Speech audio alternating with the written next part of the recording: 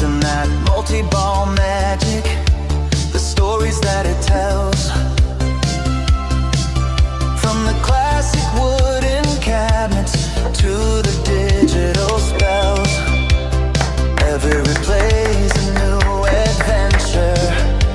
Breaks you from your shells. Hanging out with Poe and Offgrid.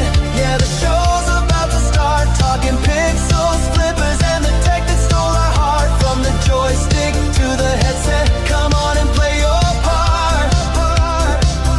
Hanging out with Poe and Offgrid. A brand new world to start.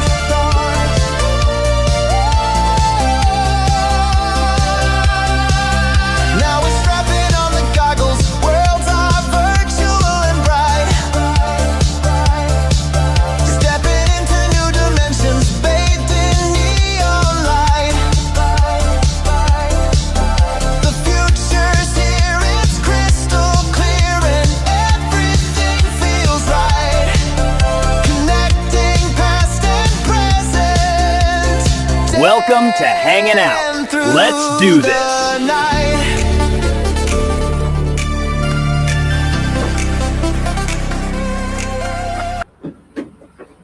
All right.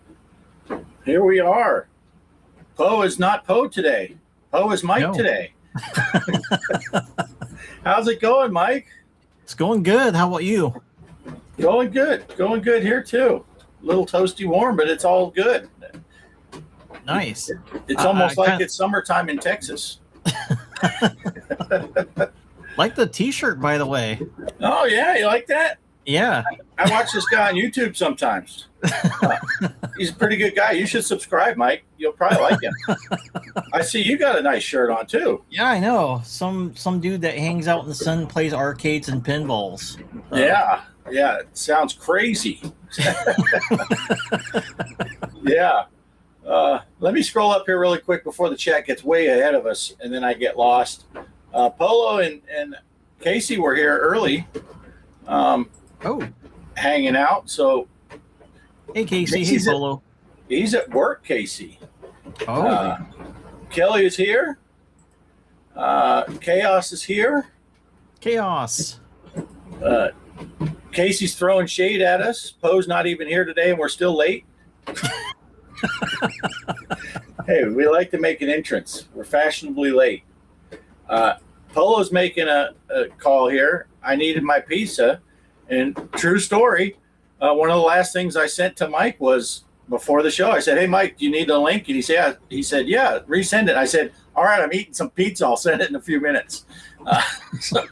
So Polo knows what it's all about. Yes.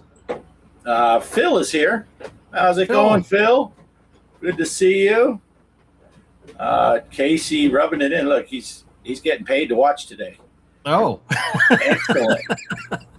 Yeah, This I got guy- something surprising for you guys. So Casey, let's see, and of course Bliss. Yeah, you're gonna be mentioned later today on the video. So Nice. or on a picture thing I have saved. I think you guys are gonna like it. Excellent. I look forward to this. I haven't seen it yet either, so it's going to be yeah. a surprise for me. So it's It's good. gonna be a surprise. So I don't know how this guy got in the chat. I thought I had him banned. Let's see. People are saying hello, hello, hello. Oh, Kelly said hi to you, Mike. hi Kelly. Kelly said hi to Phil. Casey says, "Hey, it's the cool Mike." Yes. I even put that underneath my my name title. Cool Mike. Yeah. Let's see. Bliss. Thought you had a date with Mike Gaming Gala's mom tonight. It got canceled, Bliss. Sorry.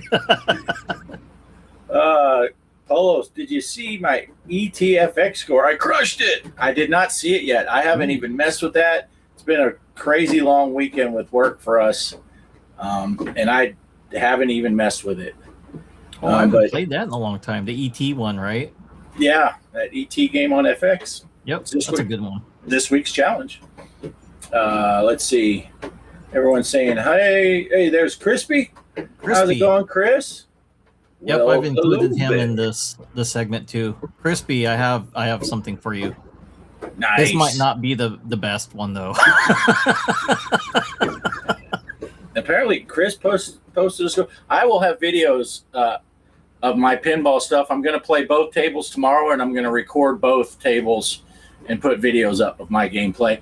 I'm going to play ET on the old FX Classics VR, which I think was FX2, if I remember correctly. But it has ET on there. Jabba verified that it is on there because Jabba is on vacation in France. And the only gaming he has available besides would be on his phone is he brought his Quest 3 with him. So he saw, Greg and I were wondering if it was available. I thought it was, but we weren't sure. So he logged on and said, yes, it is there. Oh, okay. So he left Tatooine to go to France. He left Tatooine. That is a heck of a ticket, too, because they, that shipping cost is by the pound. Jabba. Yeah.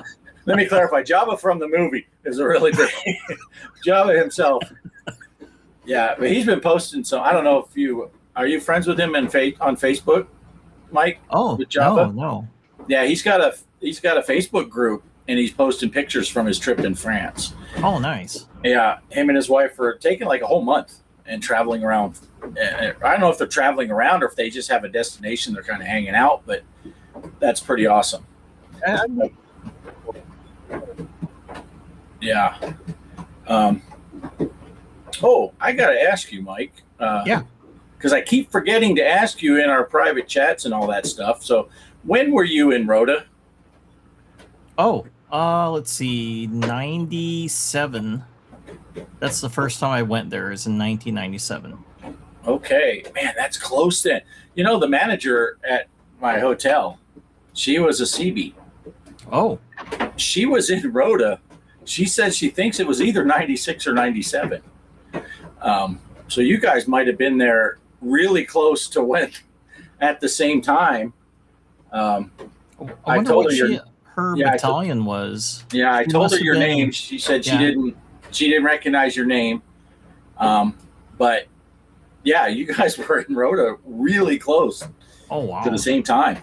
She must have been the ones we relieve when we go over there. Because, I arrived there in 97. That was during summer. And then she probably was the winter group we relieved. Yeah, so maybe you guys were relieved instead of being at the same time, Yeah, I had a lot of buddies that I went through schooling with, the A school up in Memphis, and we went to different squadrons in Jacksonville. And then that's how it was. Either we'd relieve their squadron or they would relieve us. Yeah. And then we would be in Jacksonville for 6 months at the same time. But then, because we'd go overseas for 6 months, back for a year. Mm-hmm. So the first 6 months they'd be over there, and then they'd come back and we'd all be in Jacksonville, and then we'd take off or vice versa, depending on what squadron they were in. But yeah, some of my good friends, I would only see them once, for a 6 month period, but then we'd go a whole year without seeing each other because they would relieve me. If we were lucky, their crew would get there before my crew left, and we might go to have a beer or something at the club. Oh, nice. But that even didn't happen a whole lot. So, I don't know about this guy. Where's he at? Mr. Poestyle in the house talking about the hanging someone. Let's see. Megan's here too. If I can get to it, people are talking, and then it scrolls before I can click. Hey, Megan, how you doing? Megan. Let's see who else is in here. I want to make sure I didn't miss anyone. Most of the people are just saying hello to each other. Yeah, Chris must have got a good score because he's wanting to keep it on the down low. Oh. Yeah, everyone's pretty much just saying hi. Yep. Now I got to put one of these up because the one I had up was scrolled off, so I couldn't do the take it down. So what have you been up to, Mike? It's been a while since we talked to you. I mean, we talk almost every day, but yeah, on stream, it's been a long time. So how's it been? Oh, it's been good. Yeah, I've been just busy, like kind of redesigning my homepage on my YouTube homepage, and then fixing some of the thumbnails I didn't like. So yeah, I've been just kind of cleaning it up, and then I'm going to be niching down. So I'm only going to be talking about one thing, but it'll be 2 different eras, like my teen and kid years on video games, and as well as my young adult years in the Navy. So yeah, I had some help. I had a counselor kind of guide me what to do with my channel, since he kind of saw like, oh, you're one of those channels that's a jack of all trades. Right. He's like, yeah, you might want to niche it down some, son. So yeah, he's been kind of helping me out, niche my channel down. So, and I'm gonna be trying to do something different with my my videos. I'm kind of not sure. I gotta just kind of practice with it. I know I did one video, was the handhelds one, that I freestyled it. But I had to be careful because isn't it sometimes we might ramble too much on other stuff. So, but I actually like that. So, you know, he just said you need bullet points so you don't drift off. Like you're talking about gaming, next thing you're talking about vinyl or fishing or something like that off the deep end. Yeah, right. He's like, yeah, just stick to your subject and you should be fine. So, yeah, I'm kind of excited. That's why I haven't even finished the ActRaiser video. I'm getting like kind of stuck with what to say on that one because I'm not sure where to go. But he's kind of helped me because I kind of had like writer's block on it. So that's what I've been doing, is just kind of trying to fix my channel and then fix how this video is going to be. So nice.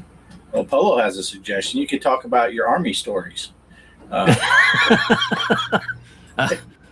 wasn't in the Army.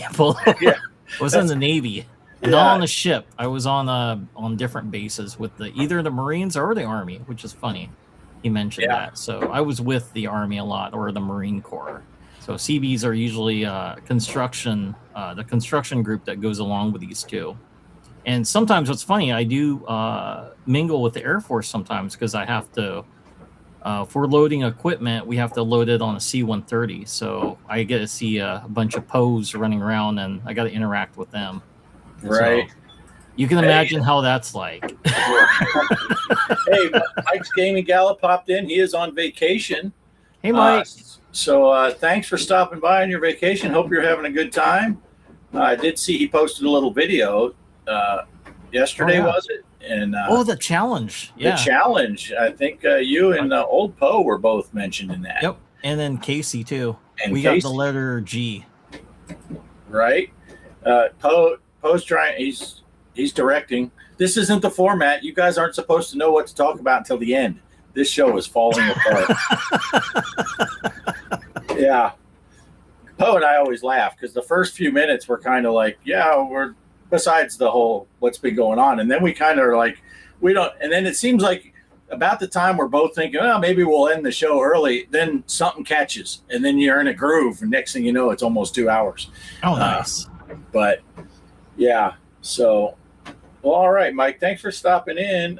Stick around as long as you can, but I know you're on vacation, so yeah. And you might want to watch it later, Mike, because I do talk about you in a good way.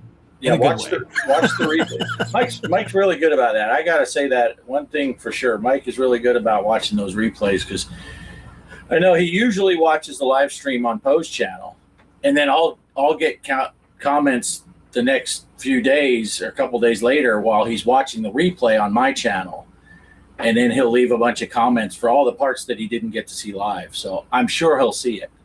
Oh yeah. So. Hey, Michael's here, right? Retro Gamer 1977. Hey, Michael.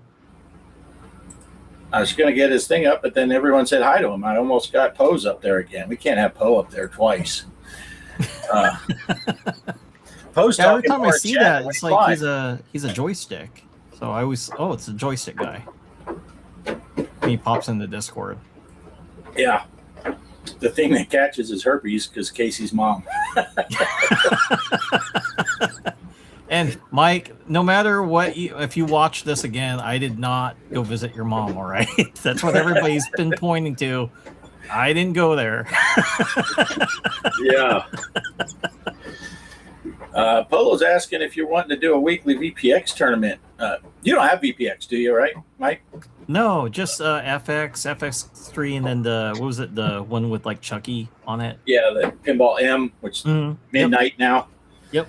Pinball Midnight. Herb Wars is here. Good to see you, Herb Wars. Herb Wars. I remember him. We played. What was that game? It's on the PS4. I forgot. It's like a multiplayer game that you can play with other people. Dang, I forgot what the name of it is. I don't play it anymore because I don't think anybody's really playing it. Yeah. Yeah. All I know is a couple weeks ago, Herb Wars was one in the drawing on the at games for playing the weekly thing. So, yeah. Oh, what is that? Richard Bliss said, yeah, GRW was impressed how highly MGG spoke highly of him. Oh, nice. Yeah. Everyone likes Mike the Gaming Road Warrior, even Mike's Gaming Gala's mom. Mike watches the stream 46 times on Poe's channel each week. At least that's what he pays him for. Yeah. Yeah, what's funny, Poe, I do try to listen, like when you guys are from your past stream, so I like to bring them to work, but I have to kind of watch myself, like if I have other workers there, I won't play the stream, so I'll just kind of wait till it's like one of those days I have where I have no techs working with me, working on computers, and then I'll just play it full blast in the classroom. But I gotta be careful. I hope nobody walks in if there's something being said probably about moms that could get that raised eyebrow from people. But yeah, I like listening to live streams when I'm at work. That does make the time go by. Oh yeah. Like Casey said, it's always nice to get paid to watch your friends. Yes. Yeah, I always have to watch Mike's show on Saturdays. I'm always at work. Yeah. And yeah, sometimes that hurts you though, like you said, because you'll be watching, then all of a sudden they expect you to do work, and it's like, wait a second, I clearly need this hour off because Mike's Gaming Gala is featuring some Intellivision homebrews, and I can't be dealing with customers. Bears fan Goomba. Bears. Yo. I think maybe next week we might be seeing some Bears fan Goomba. Oh. I think that's the plan. What's going on with him? I think he's going to be on the show. Oh, nice. Yeah. I mean, I haven't told him that Poe's going to be back, so that could change his mind. But did you tell him about the mom ritual they have to go through? Yeah, it's pretty brutal. Pretty brutal. You got to see Casey's mom twice. That's the hard part. Yeah. Oh shoot! I tried to think, but nothing happened. Oh no! I had something that I was going to say right before I noticed that Bears fan was here, and that threw me off because I was like, "Oh yeah, that's right. He's going to be on the show next week." So, nice. Yeah, Casey said, "Sure missed Mike's stream yesterday." Yeah, that was odd. And I'm still not 100% used to this. You know, Kelly and I work Friday, Saturday, Sunday now. And so far, I think, what have we done it? 3 or 4 weeks now. We've done this Friday, Saturday, Sunday. And I think every week on Friday, I'll be like, oh, I got to get Mike's show on, thinking it's Saturday because I'm at work. And it's like, wait, no, it's not till tomorrow. Mike's mom is like the demo lady at Costco. Everyone gets a sample. Oh, no. That's what's kind of funny about that. What Bliss was telling, I did go to Costco like 3 days ago, and I did get a lot of samples over there. Not by Mike's mom, but like samples of food. Bill's mom is like Taco Bell. You regret it later.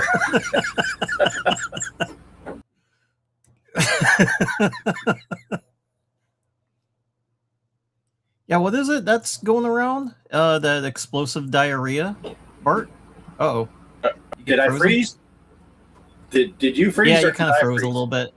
Yeah. It looked like you froze. Okay. Derek's here saying, hey. Derek. Big D.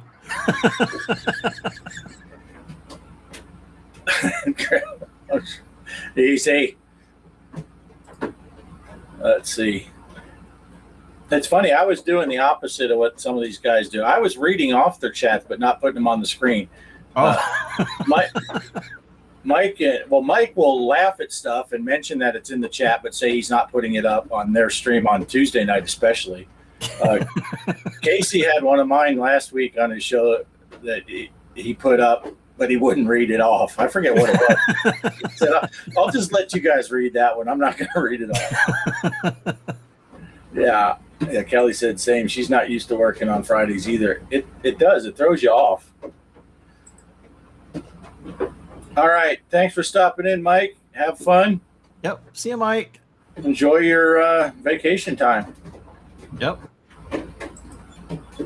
Big D in his house. Okay, there's plenty of jokes to go around. Yeah, that's what your mom says when I arrive. Oh, I thought it was funny that one day when people started making mom jokes in Crispy's channel. Oh, and they did? Mom was there. Oh, no. It's like, was she watching? I don't think so. I think he was probably hiding the chat. I don't know. And then that other day, Mrs. Crispy was reading chats off to him, so people were putting mom jokes to see if she'd read them out loud. And she did. She's a trooper. Nice. I like that. And Crypto Coffee says, I know Poe is not here. However, I'm with his mom. And she says, hi. Oh. It is Poe's mom's birthday. 80 years old. So Poe, tell her we said happy birthday. We happy birthday. A lot, but I hope she's having a great birthday, and that's awesome. Poe's hanging out. For anyone that doesn't know why Poe's not here, it is his mom's birthday party. They're doing that, and his boy is visiting from the Air Force, and he leaves tomorrow. So he's doing family time this evening. So that's definitely a valid excuse for not being here.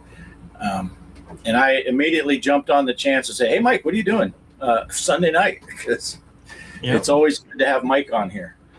So, and for those of you that are fairly new and don't know that Mike was on a show, me and Poe, Mike and G Parker, we all had a show for quite a while. We did over 100 episodes. And then we restructured and life started getting in the way.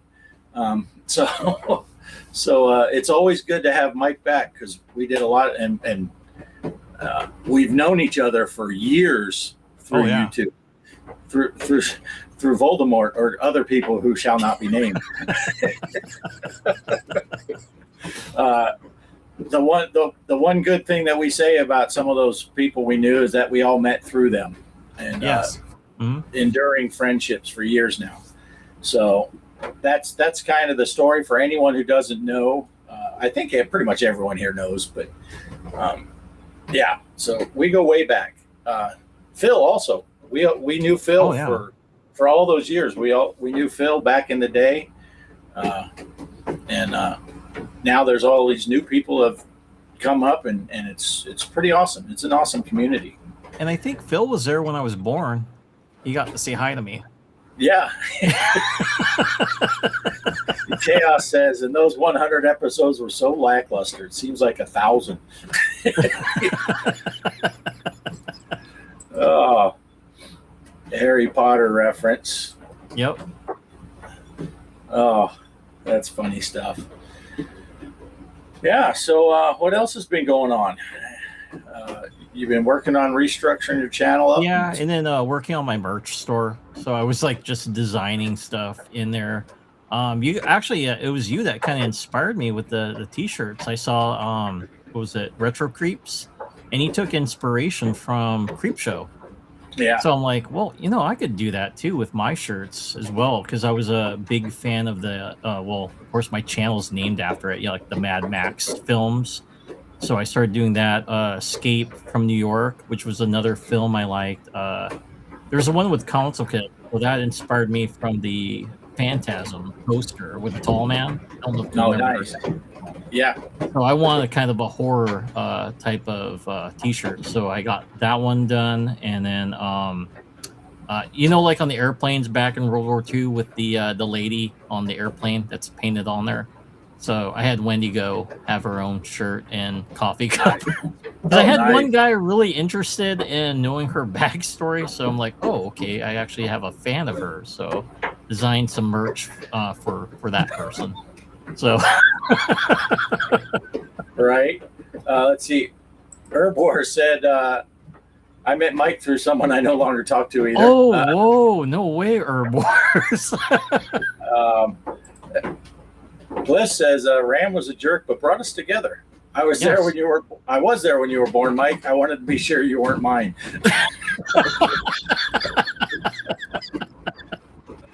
Polo says, are you going to be getting the new Lego Donkey Kong unit? Ooh. I didn't know the thing existed. That's the first I've heard of it. Crispy says, Polo, I really want it. Yeah, I'll have to look into that. I did not know that was a thing. Yeah, same. Yeah. I mean, laughing at Mike could have been a great little Phil. Yes. Yeah, I think if Bliss was my dad, he would have warned me about Atari Pac-Man 2600. So that's true. That would have been one thing for sure. He would have made sure you understood. I don't care what you do in life, son. Just stay away from Pac-Man 2600. They got to have priorities. Yes. Yeah. I mean, I can't say much. I mean, it's not as bad as, Bliss was expecting with Pac-Man on that 2600, but I had the same thing. I'm a huge Donkey Kong fan, and I'm an Intellivision guy, and when I went out and bought that Intellivision Donkey Kong, I was stoked. I can play Donkey Kong at home. And then I played the Intellivision Donkey Kong, and I was like, those sons of bitches. I don't think even the Atari 2600 was very good. I think I had a friend of mine that had it, and he ended up just, I think, tossing it in the garbage. Yeah. I'm like, dude, someone bought that for you. He's like, I don't care. This is not Donkey Kong. He tossed it. Yeah. But he did keep ET, though. We did like that game, so I know it gets a lot of hate, but I do like ET. Yeah. It's not as bad as people say, ET. Oh, yeah. Like you said before, ending. It's because people don't know how to play it, and then they get frustrated and just quit. Well, if they knew about Mike and his, what was it, his saying? Read the manual. Read the manual. Then you would know how to beat the game. Right. Bliss, I ate the baby's daddy. Richie said, "Oh, I guess it got leaked." The Donkey Kong Lego. That's interesting. Polo says, "Guys, what are your thoughts on these new FX VR? $8 per table now. I think it's a ripoff. It's steep. $8 for a table is pretty steep." And wow, they released that pinball pack on. It's not a pack. They released. I thought it was going to be a pinball pack. There's 3 tables came out at once, and they're individuals, so they're $8 a piece. Wow. I only bought one of the 3 tables, and that's the first time from FX that I didn't just buy them all. And usually I double dip and triple dip. Yeah, I already have all 3 of those tables on the cabinet on FX, and I like to get everything on VR because it's so easy in the house to just pop it. I keep the VR headset right behind the couch. I can just pop it on, play a game of pinball, no setting up and all that stuff. But I didn't buy them all. I bought the Princess Bride mainly because of the theme. It's Princess Bride table. So, and you got Wesley standing next to you while you're playing, so that's cool. Bears fan Goomba said D2K SE is such an awesome version. Yes, they did fix the Intellivision problem with the homebrew. Oh, nice. Yeah. Crypto's asking about the leaked Lego DK. Yeah, that's what we were talking about a little bit. Is that Lego? I hadn't heard anything about it till it got mentioned here. So it ain't the best, but I got them, so I guess I voted with my wallet. That's my favorite way to play, says Crispy, talking about the VR. Oh, nice. Yeah, it is my favorite way to play. I like playing pinball in VR too. Yeah, it's really cool. It's really cool. What are you guys drinking tonight? I got my normal cherry Pepsi Zero. I'm drinking the Assam chocolate milk tea. I know Oh. it keeps phasing, but yeah, I got that. We went to the Asian market. Was it yesterday with my wife? She wanted to get a haircut, so we went to the store. I was like looking at different Asian drinks to try out, so I bought that and matcha tea with boba on it. Nice. So I was kind of afraid to drink this because milk usually doesn't sit well with my stomach. I'm kind of like, what's that when you can't really drink dairy? But this hasn't affected, lactose, yeah. But it hasn't affected me, so that's why I'm like happy drinking it. It's good. Yeah. Crypto, I do not have a VR machine or VR headset. Will they work with a monitor? All three of the tables that came out are available on Pinball FX regular. So I played on this cabinet, but you can play it on a PC, Steam, Xbox, PlayStation, Switch, anywhere you can play Pinball FX, you can play those same tables. So it is there. Bliss is high on pain meds from shoulder surgery. I will say that it's the best way to watch the show. That's awesome. Bears fan Guma says D2K Arcade Beats ColecoVision DK all day now. Nice. All right, we can expand on that next week. Yeah. You have it? Yeah.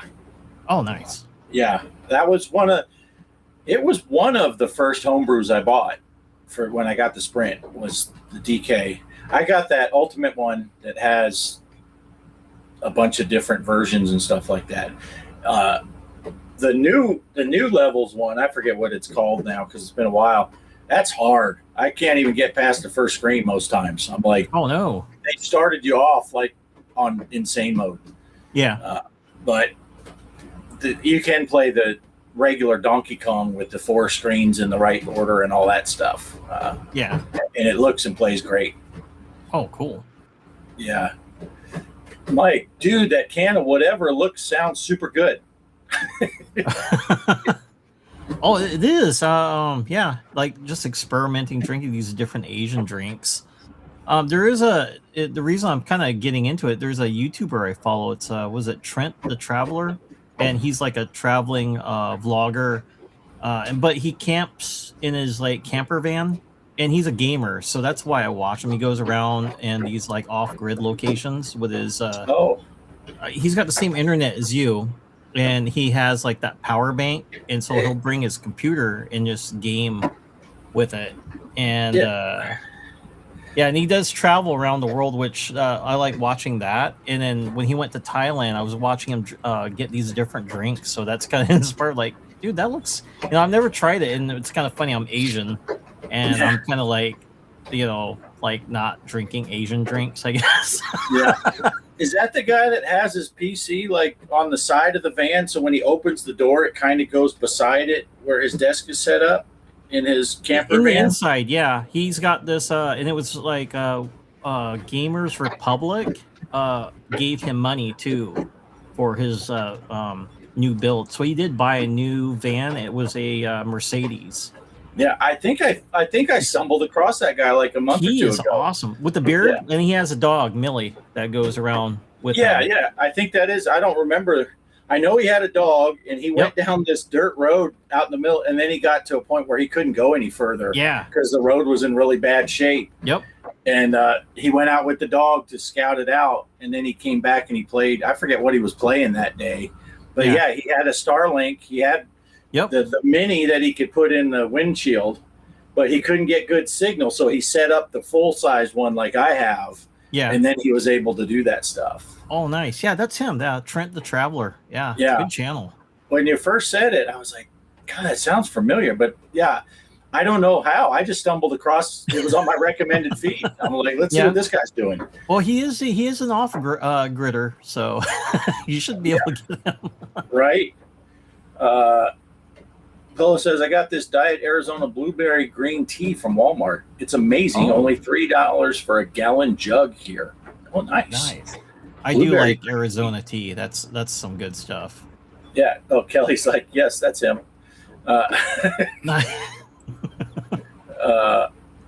Crypto says I have a bunch of Pinball FX, Midnight Pinball Arcade, and Zaccaria pinball tables. Nice. I used to have a contact at Zaccaria Pinball till I screwed that up by talking shit about it on live. Oh no. I don't know if he watched that episode or not, but he hasn't contacted me since. So I think maybe he saw it. And I mean, I didn't trash the games or anything. I just thought it was odd that he asked me to make a video for him and didn't. I told him I didn't buy the tables yet, and he didn't offer. Well, here, let me get you a code so you can, play them for free. If you're asking me to make a video, maybe you could give me the product instead of telling me. Oh yeah. And that's all I said. I said I thought that was weird, and then I don't know if he watched it, but I've never heard from him since. I did end up buying that pack during the Steam summer sale because they were all like 70% off. Oh, that's a good deal. Yeah, you get 4 tables for $3 it was. So can't beat that. Crispy says, I'm a sucker for new gas station drinks like that. Yeah. Oh, nice. But yeah, so Crypto, if you got all those systems, you should be playing in our challenges that Greg and I do every Thursday. They go Thursday through Wednesday. This week there's a Zaccaria table and a Pinball FX table. So, and we're not particular with what version you're playing. If you have it on Pinball FX, play it there. If you have it on FX3, play it there. If you have it on FX2, play it there. If you have it on the Switch, play it there because we post the scores on iScore. So we don't care. It's not a set tournament that you have to log into. Play it, take a picture, post a picture on iScored, and you're in. But we always do 2 or 3 tables. And we try to get the Pinball FX table that's available for free on Pinball Go, the FX Go on your phone. And then we've been picking a lot of Zaccaria tables that came free on that micro table at Games Micro. So I do have to go. Mike's mom says she's going to rock me to sleep, but not in the traditional sense. All right, Bliss, I'm guessing the first and the last part is accurate that you are going. So, okay. Yeah. All right. Good night, Phil. Yeah. Oh, yeah. This is true. Crispy is bringing up a good point. FX3 on the Switch, you can still have the game and all that and play all the tables, but I don't think they sell the games anymore. They stopped selling them on the Nintendo store for FX3, which is FX Classic now. But I don't know if that's a permanent thing or what's going on, or you can't buy it on the Switch too either, or is it just on the original Switch? I don't know, but yeah, they did say that they were going to stop selling that stuff. If you had them already, you don't lose it, and they were kind of framing it like, so buy them all now because you won't be able to kind of trying to FOMO people. Yeah. That's not right. Yeah, but yeah, I don't. Casey asked his mom if they could buy Mike a micro for Christmas so he can participate in the challenges, but she said he already has a micro.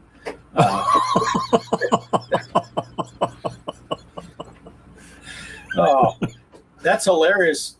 Two reasons. One, it's just a funny joke to say, but Casey's kind of throwing his mom under the bus, his own mom, that she knows about Mike's micro. Oh, all the pinball on Switch 2 is just the Switch 1 stuff. Oh, okay. Yeah, so that sucks. Uh-oh. Derek was doing some sailing. I got the FX3 on Switch with all the DLCs on the high seas. Arr.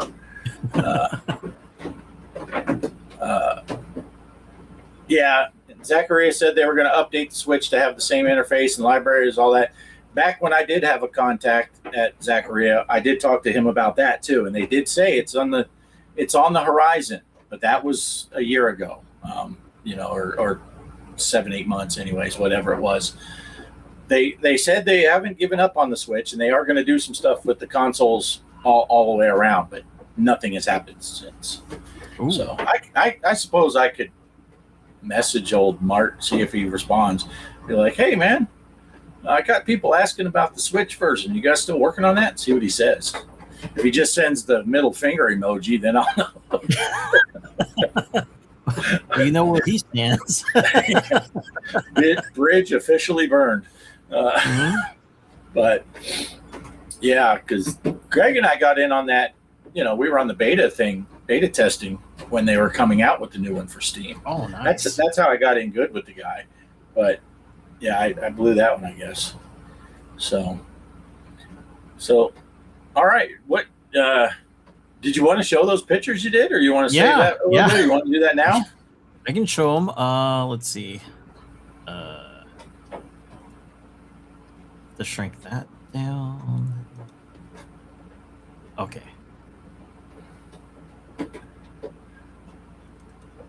Let me get one set up first before. Right. There we go. Like that. And then share screen.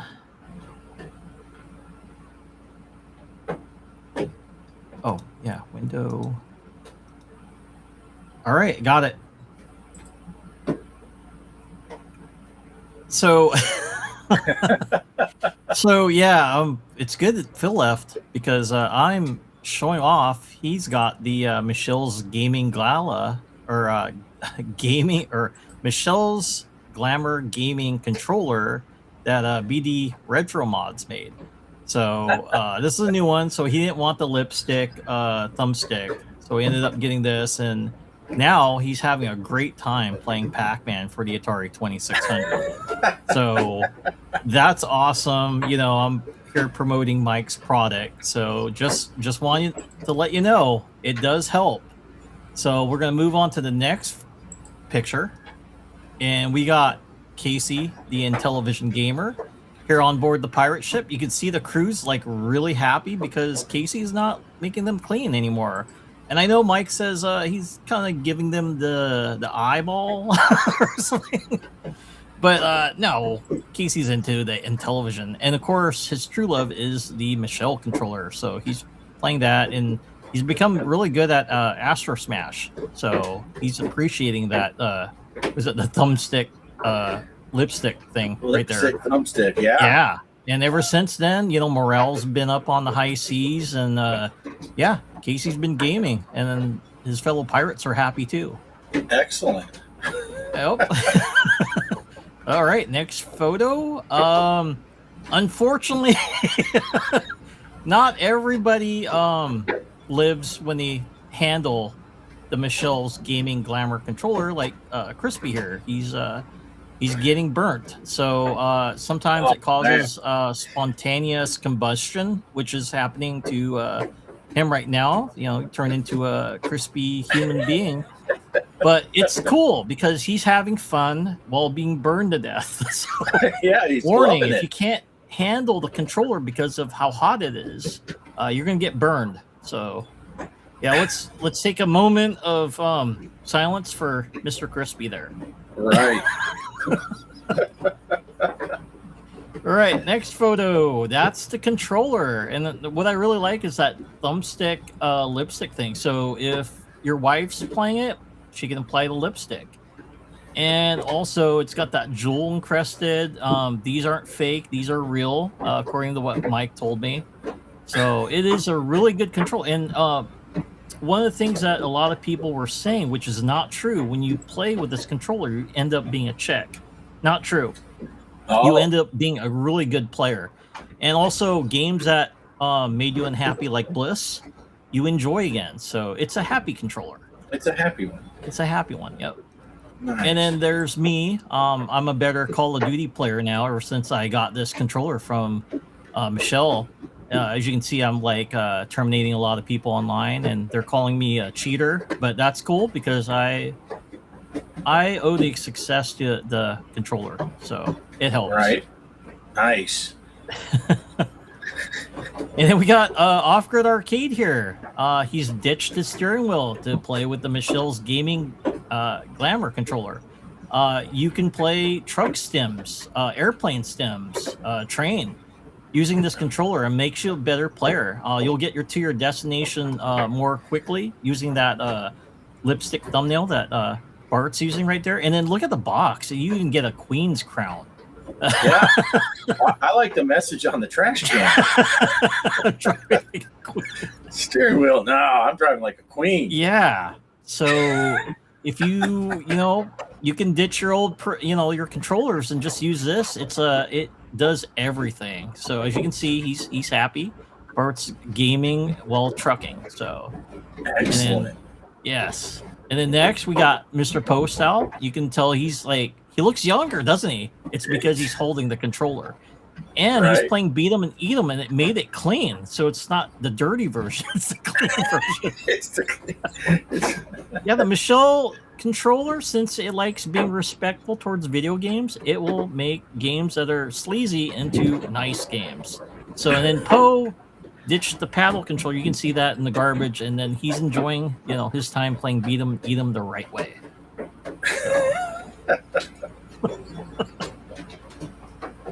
So that's it. Oh, that's funny. Oh, that's awesome. Excellent slideshow. Yeah. I remember when you asked me to take that picture and send it for you, I was wondering why you had me wear the wool hat and the jacket. It's 100 degrees outside this week. And Mike's like, hey, I need you to take this picture. Oh, that's hilarious. That's funny stuff. Well, Mike and Poe will watch it in the replay. They'll get to see it. Oh, yeah. Yeah, they'll get in Bliss, since he's kind of knocked out right now. Yeah. Phil's flying high again. But, no, that's awesome. Yeah, sometimes that stuff is fun to play with, see what... I was shocked, that thumbnail I did for today's show. Yeah. With spray painting out. And I was going to putting it out and writing Mike, and it came out good. It looks like it was spray paint. And I was going to actually tell it to put like a scribble across Poe's face too. So you're like, he's not even here. But I didn't want to mess with it because that was the first attempt. I took the characters, and it was from one of our other thumbnails or something, because all three of us had those characters on there. And I was just shocked because, sometimes you'll tell it, take these two characters and it'll put three of the other one or something. Yeah. But I was like, take my character and Pose, put them on a billboard, have it say this, and have your character doing the spray paint. And it did it right the first time. I'm like, I'm not touching it. It's fine. Yeah, that did it with when I was creating the picture, the slideshow, and it did Bliss's thing. I didn't show the controller, so it made his different on it. When I was like looking at it, like, hey, that's not Michelle's controller and stuff. It looks different, so I just used the excuse that BD Retro Mods made it. So, which I mean, he could totally make it, but yeah, right. But then I looked at the Atari. I'm like, oh, that looks Frankenstein. Well, when you looked at Poe, it actually drew the Atari 2600 right. With exception, made Poe look younger. I was like, oh, right. Wanted to kind of like enhance his look. That's nice. Yeah, it went the opposite of old Poe. Yeah. Went the young Poe. Oh, that's hilarious. Oh. Let's see. Polo asked, what's your interest level in buying Dr. Seuss tables on Steam in the near future? I don't know that I'll buy them on Steam, but I like the idea that At Games is going to start putting their original tables out in other ways to play it. Because, right now, if it's an At Games original table, you can only play it on At Games products. So if they're expanding it out, I think that's good. I probably won't buy them because I have them on my At Games products, but it would be interesting. It depends on the price, because At Games is a little steep with their prices. But if I could play them on here, that's a plus too. So, yeah. Oh, Megan's back. Derek says, thanks, Mike, for not doing one of me, since Crispy took care of that last week. Oh, was that Derek? Yeah. Oh, no, Derek, you're going to get included in the fun next time. Right? Oh, that's awesome. That's awesome. Oh, so what else we got going on? I got my copy of Evil Dead. It's the skill book version, the 4K. Oh, nice. So I was thinking, like, maybe we can talk about horror movies. Sure. Did you ever watch the Evil Dead films? Oh yeah. I'm now the new stuff. I get confused, but definitely the originals several times. Yeah, they're such great movies. I really love those, and I'd have to think about and look at the new series. Yeah, they had that new one. Was it Evil Dead Burn that came out, and I heard from a lot of people it's really good, and it's a lot more darker. Like what happens to the people on it, like because I thought I went and saw Rise, and I'm like, dang, a lot of how people get killed in that really shocked me, and then and I can't imagine it going more darker than that version. So, but it's nice. I got the 4K of the original Evil Dead, and I didn't notice this until I popped it in and saw it's actually a 4:3 format. It's not widescreen. Did you know that? Yeah. Oh, it's a 4:3. So I think it was like basically an indie film. And then when they did Evil Dead 2, that's when they had more money, and I think a studio backed them up to do that film. So, and they're completely different films. Like the first one's definitely a horror film. Well, the second one was like horror mixed in with comedy, in the film. Yep. Yeah. It's like they started off with Evil Dead horror with a little bit of comedy in there, and then Evil Dead 2, and then by Evil Dead 3, the comedy was way up here, over the top. Yeah, which I love all three of them. Yeah, I especially love the third one. It's hilarious. Yeah, the third one is so funny, and the second one when he's fighting his own hand is brilliant. Slapstick. Oh yeah, comedy. He's breaking the plates over his head. Yeah, so good, so good. Polo said, "I heard the newest Evil Dead movie is super gory." Yeah, hardly any reference to the earlier movie.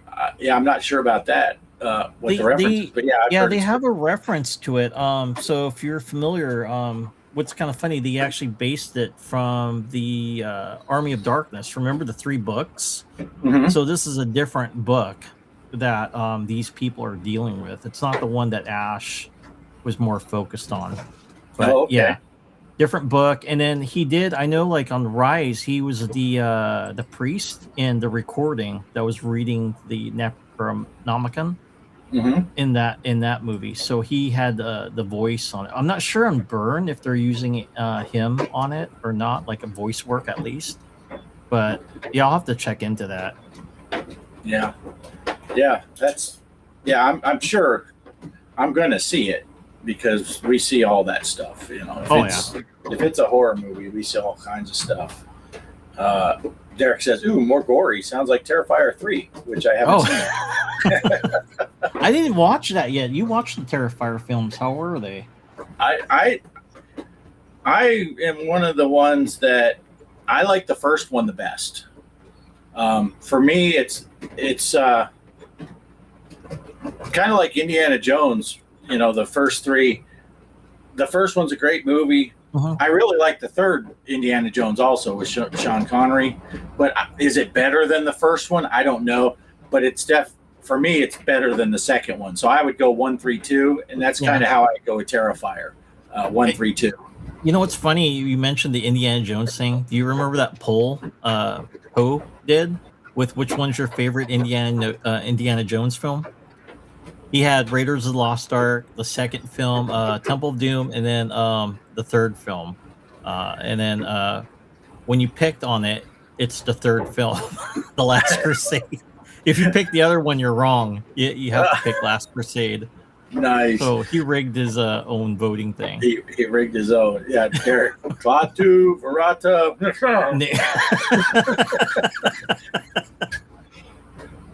Yeah. What? What's the cab next to Street Fighter 2? Oh, okay. That's Maximum Force, Crispy. It's a shooting game. But it's an original arcade machine that I put another board in. that has that along with Area 51. So it's a dual. And then I did upgrade. It had the old IDE hard drive that was in it, and I bought a kit that put a was it the not the IDE, but the is it an SSD I put in there? Well, it's a it's a modern day hard drive, the big one, the 3.5 inch SATA. There we go, SATA drive. SATA drive, I should know that. I work in the IT field, but yeah, it's got the 7,200 RPM. Because if the old one was on there, I would have to be careful because static will kill the hard drive. You can't touch it, so I have to like touch another piece of metal when I was working on it. And then I had to replace the chipsets in that arcade machine, which I'm glad there was a guy on YouTube that showed me how to do it. That's how I was able to fix that. But what was kind of cool originally, why I ended up getting a good deal on that machine. I think I paid $200 for it. It looked like it was going out because the monitor looked kind of dark. So the guy figured, well, I'll sell it to somebody that maybe they can fix it. And I ended up with it. And then all I did is just replace the chips on the board and the hard drive. And then ever since then, the picture's like bright. I'm like, oh, I fixed it because it was the chips. They were dying. So yeah, it's got the two games. And I grew up with but in the Navy, I played Area 51 a lot. I spent my quarters there because we weren't allowed when we were going through A school to leave the base. So I hung out at the bar, which had the arcade machines, and played that. And that's why I bought it. Not for really Maximum Force. I never played that before. It's a good game. It's where you fight terrorists and stuff. But I like Area 51 better because it, had the aliens that you have to shoot on an Air Force base, I guess. So, good game. Yeah, he was saying it looked vaguely familiar, but he couldn't place it. And you said it looked like Carnival. Oh, I know that one. That's the one with the shotguns. Carnival. Yeah, Gamer Aimer. I think I watched one of her videos. She had the Carnival. Oh, nice. I'm not sure she still has it, but I remember watching one of her videos in which she got one. Casey was calling Chris out. I can't believe you don't know what that is, Chris. I don't either.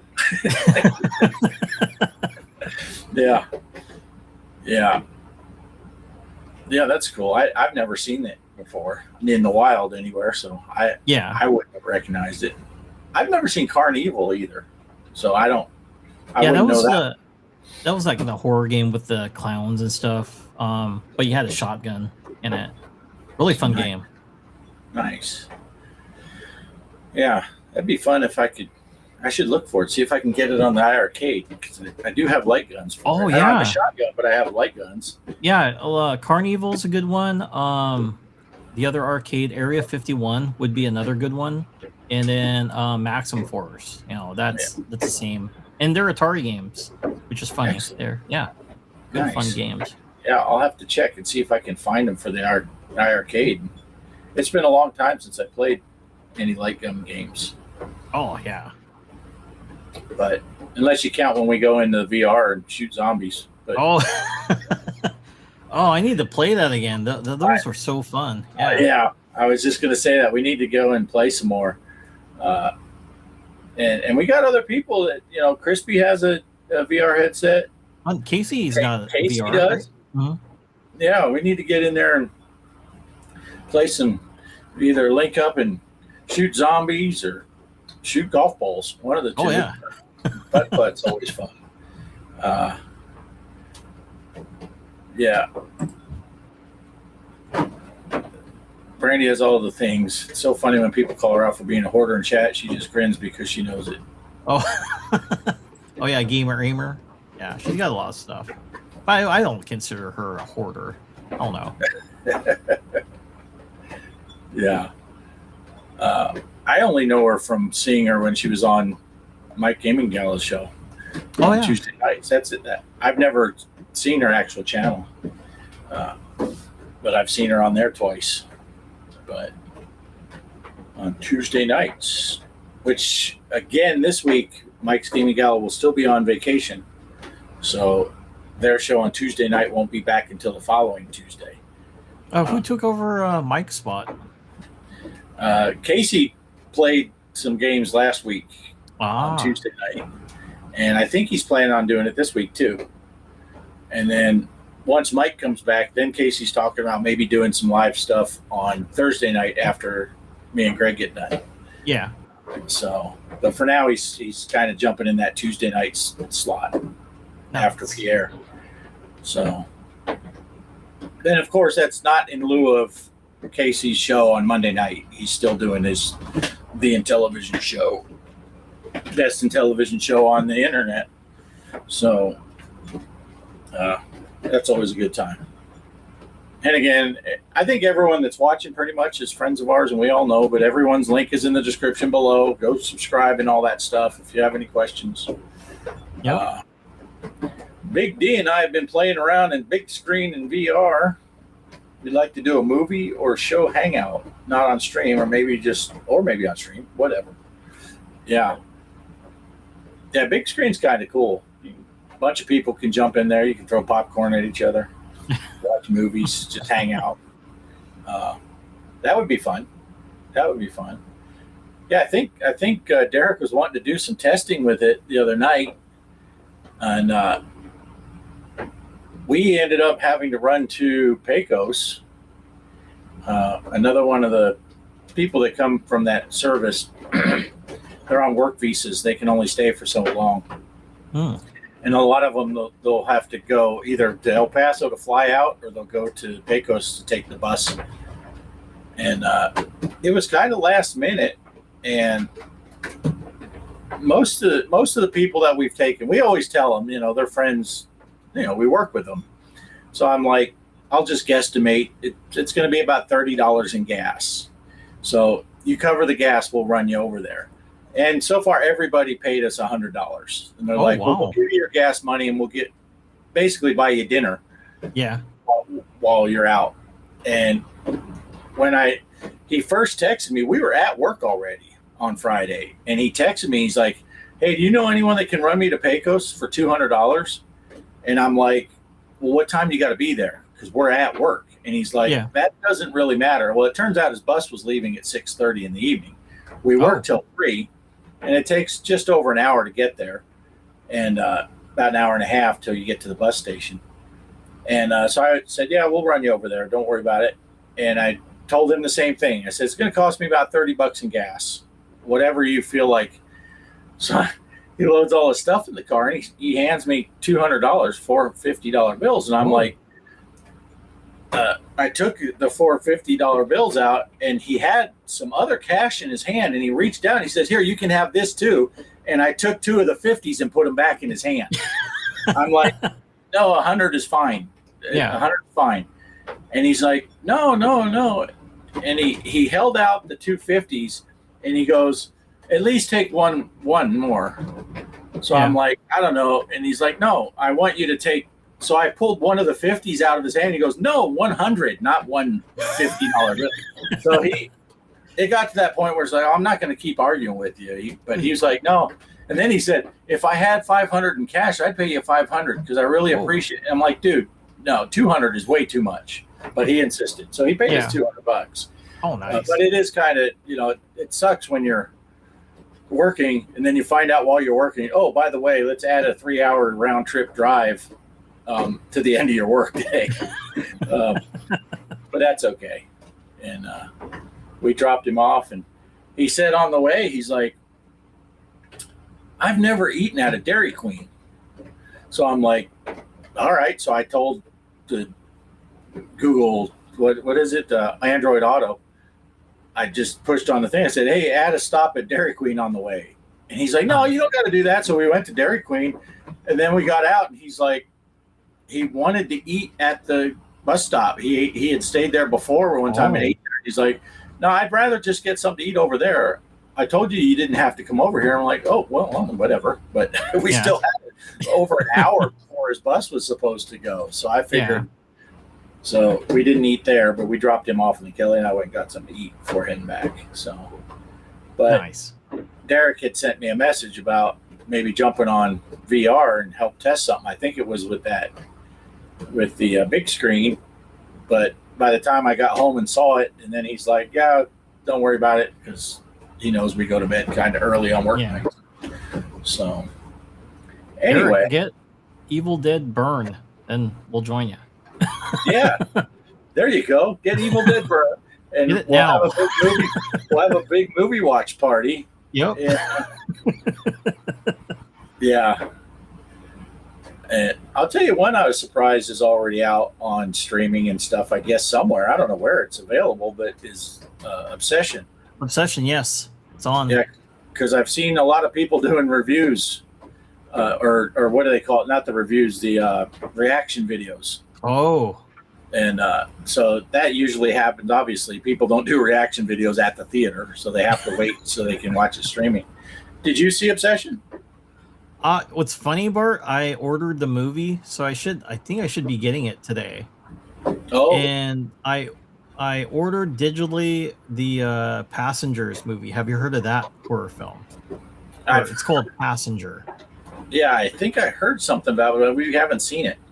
Yeah, it's about that lady, or it was a dude that was driving, stops on the road, and then the driver ends up missing, and it's a ghost that ends up killing it. And then every time he tries driving away, he keeps seeing it on the side of the road until it jumps into the vehicle. Oh, And wow. it just shows that scare scene. So basically, you can't stop on, I guess, on this certain part of the road. It's haunted. And if you do, this ghost will keep following you until it kills you. So it's like, oh, I got to catch that. Does he say, "Thanks for the ride, lady"? That was, I know what movie that was from. Creepshow 2, right? The Yeah. Hitchhiker. Yep. Yeah, that was a great little. Oh, segment. yeah. He's all Thanks messed up, too. Remember how many times he got ran over? Yeah, that was a great segment. Let's see. Crispy said he saw Megan playing some Star Wars Racer. That game is fire. And if anyone knows fire, it's Famous Crispy when he's playing with that new controller. How's he talking? Oh, he must be in the hospital. So he did Yeah, live. he's texting. He's texting from the hospital. Well, at least the hospital was nice to put us on their TV, Right? so the other patients can watch. Yep.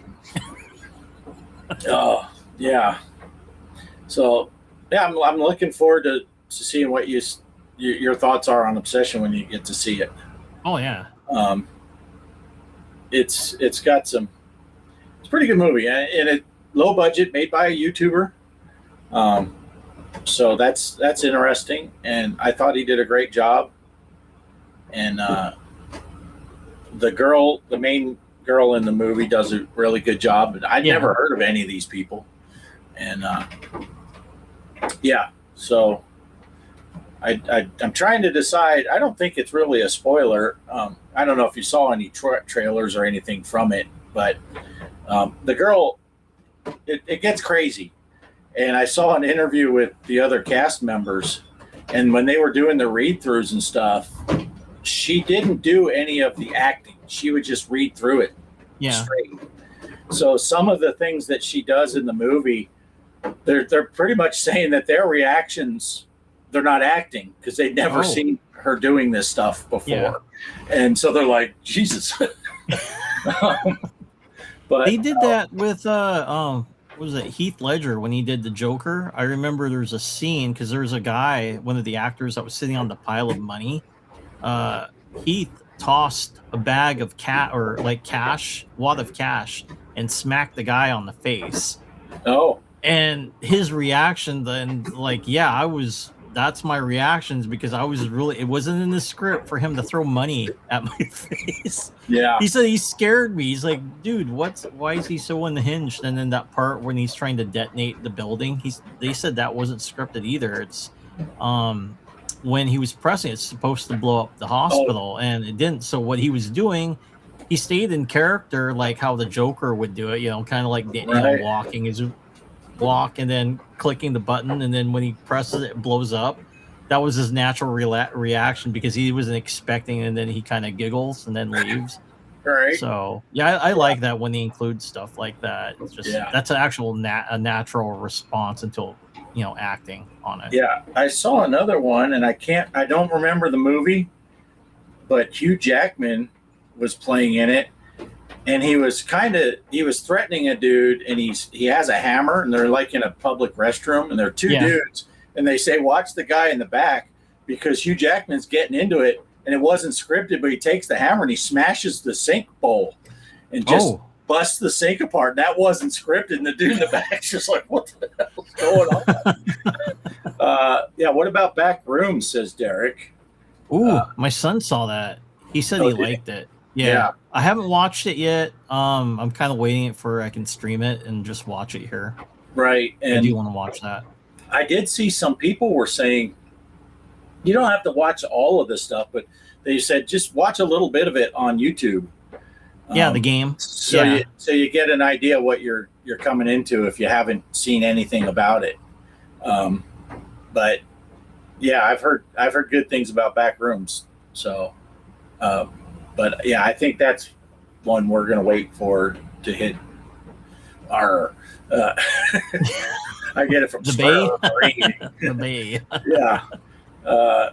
Well, there's that new trailer. I don't know if you and Kelly saw it. Werewolf, and it's pronounced with a W-E-R. Werewolf. Oh. And same person that did that Dracula movie that kind of feels realistic. I forgot what that movie is called, or Vampire. But they did it. It has like that old kind of gothic look to it. And it basically follows this family who are werewolves, and shows kind of what happens. You know, there's a ritual that makes them into those kind of creatures, and it looks really kind of scary.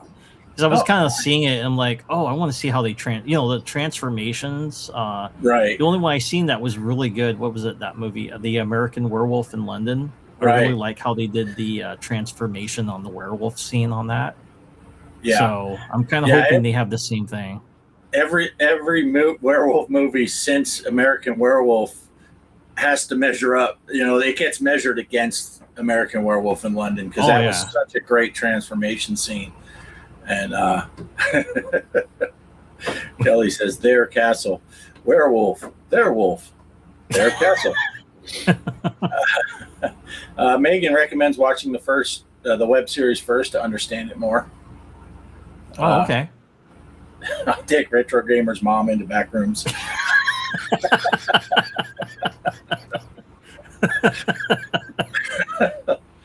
Oh, that's hilarious.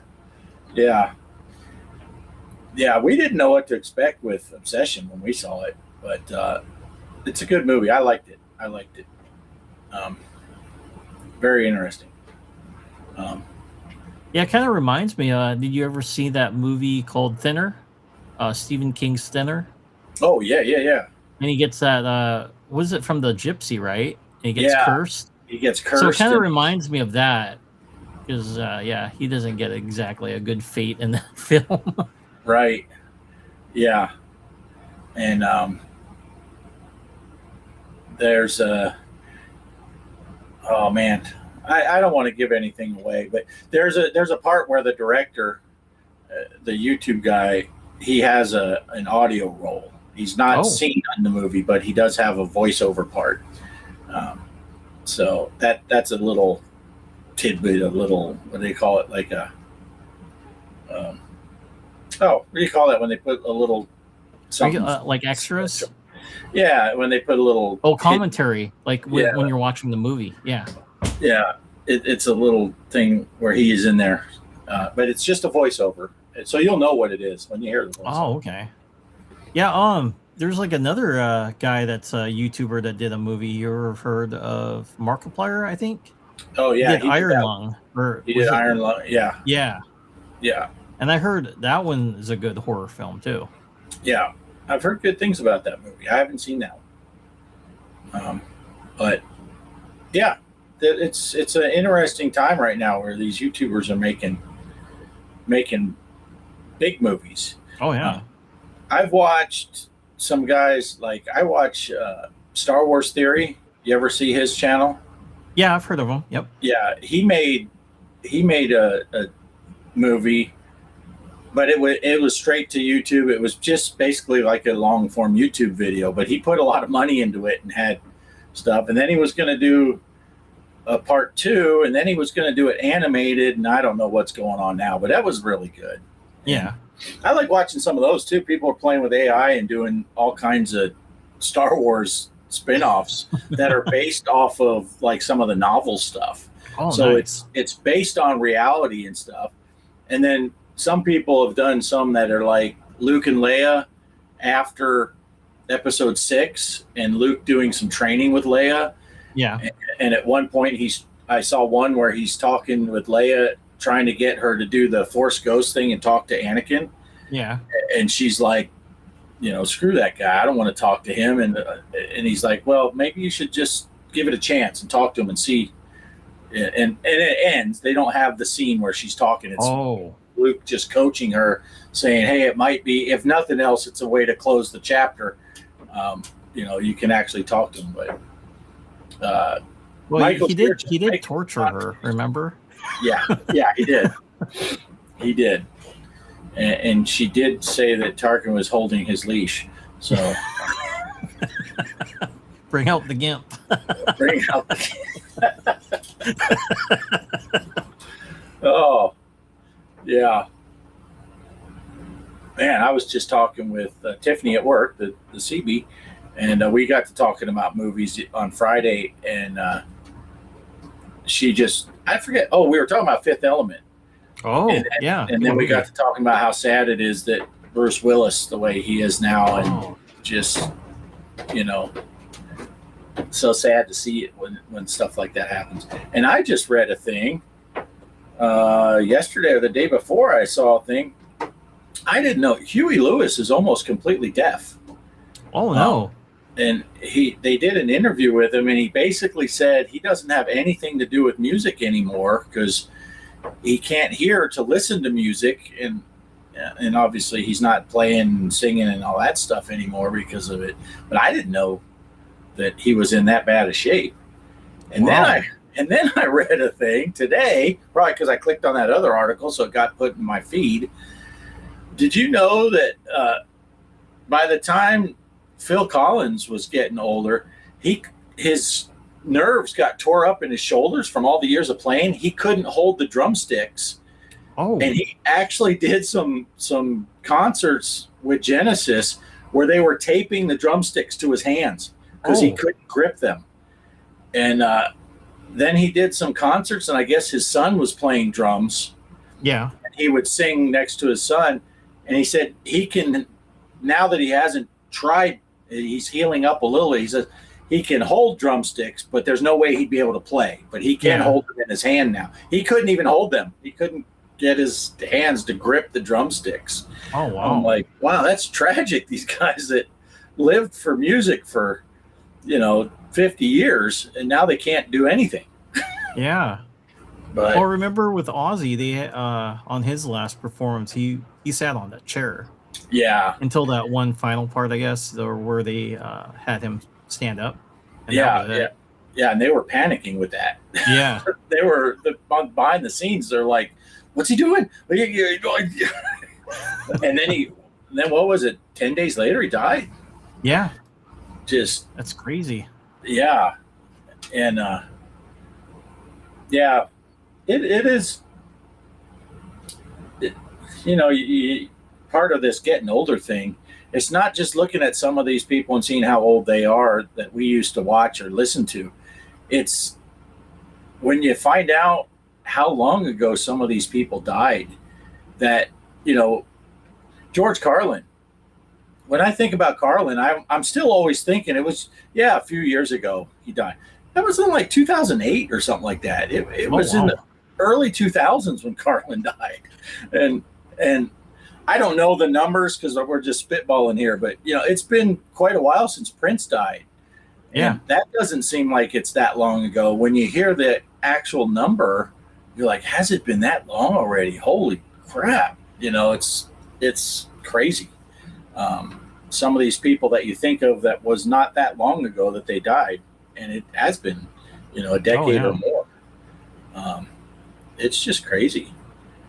But I don't know. Kelly and I are sneaking up on 60, so everything seems like it happened a while ago. Yeah. Seems like only yesterday I was going to watch Star Wars in the theater. Oh, yeah. Still one of my favorite memories of going to see the original Star Wars in 1977. And we leave the theater and my dad's like, I don't know what the big deal is. He's a Western guy. He liked Westerns, country music, all that stuff. Yeah. So watching Star Wars to him was just like, what is that supposed to be? Hey, what's going on, Pierre? Pierre. Good to see you. Always good to see Pierre. Pierre's on a couple times a week. Him and Crispy in the Crispy hospital. are doing the show. Yeah. Doing the bro show. Yep. Derek, back in my day. Yeah. Torque is here. Saboteur's here. Wow. Nice. We're getting a crowd here. They missed the product placement we had. Yeah. Go check it out. Watch it later. It's the Mike's, Michelle's Gaming Glamour controller. Yeah, there's a whole segment on Yep. cameos from several of your favorite YouTubers. Yeah, all happy playing with that controller. All happy, even Crispy. While he's being crispy. Yeah. And for the record, for anyone that's just getting here now, Mike and I did not plan this, the shirts thing. I mean, I thought about it, and Mike thought about it, I'm sure. Hey, I'll wear the Offgrid shirt. And I said, I'm going to wear Mike's shirt, but we didn't talk about it beforehand. So, but, and again, we do have that merch channel on the Discord, and pretty much everyone we know of that has merch has a link somewhere on there. Not just my stuff and Mike's stuff. There's Poe's stuff is on there. Mike's Gaming Gala stuff is on there. Crispy has his stuff listed there. Creeper's stuff is listed there. And if you have merch, put a link in there. If you have merch for your channel, put it on there. Torque says a Mike Gaming Gala mermaid controller. I have the t-shirt, so that would be a must get. Yes. Yes, it's on here earlier in the video. It's all about the lipstick thumbstick. Yeah. Yep. Yeah. Polo says, guys, your thoughts on that custom He-Man arcade cabinet? I posted a video in Discord. I didn't get a chance to watch that yet. So I can't comment on it. But I did see you post it. But I saw it while I was at work. And I didn't get a chance to look at it. I love He-Man. Probably looks sweet. Yeah, I would imagine. Mike, how many arcade machines do you have? Let's see. 1, 2, 3, 4, 5, 6. I have 7. So the ones you don't see are, let's see if I got Double Dragon there. You don't see Centipede. And no, actually, yeah, Centipede's the one that's missing. So yeah, I got 7 arcade cabinets. And I do have one outside that I was going to use as a project. It used to be a twin Cobra arcade cabinet, but I have a friend that's going to be getting it. I'm just going to give it to him. I just haven't had the time to work on it. And plus, where am I going to put it? Unless I stick it in the kitchen. Yeah. Which that's kind of funny because Centipede is in the kitchen now. And Donkey Kong behind me is not there anymore. It's actually towards the front where you would see the microphone. So I kind of moved stuff around in that area where Donkey Kong is another bookshelf because I had to put my Atari 7800, 2600 games along with the Master System, some NES, and Sega Genesis. So that's what I'm using that shelf for. Yeah. Nice. Yeah. Do you find with the Centipede being in the kitchen, do you find yourself playing it more often because it's closer? It's right there and available. No, actually, no. Yeah, that's funny you mentioned that. Just because it's in the kitchen, I do not play it as often. The arcade cab that gets played around at the house, my son likes the Street Fighter 2, but he will play Tetris on that one. And then I tend to play more, which is weird. I play Donkey Kong, the original, more. Just seeing if I can get better at it because it is such a hard game. Yeah. And yeah, I've been playing that because it's only got the 3 games. It's got Donkey Kong Jr., and Donkey Kong 3 on it.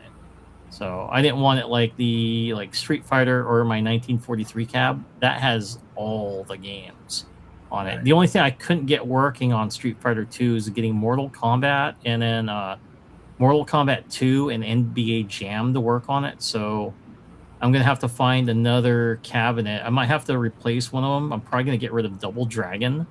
That way I can put another machine. I'm thinking getting an original, either Mortal Kombat 1 or 2 to be put there. Because I've always wanted a Mortal Kombat machine. But I love both of them. So I'm kind of like, which one do I get? I can't get both the cabinets. I can only have one. So I got to kind of ponder and think about which one to get. I mean, I do love Double Dragon, but it kind of gets old since I beat that game so many times. So Right. yeah, I'm gonna give it I'm gonna sell it to the tax guy that does our taxes because he's interested in buying it from me.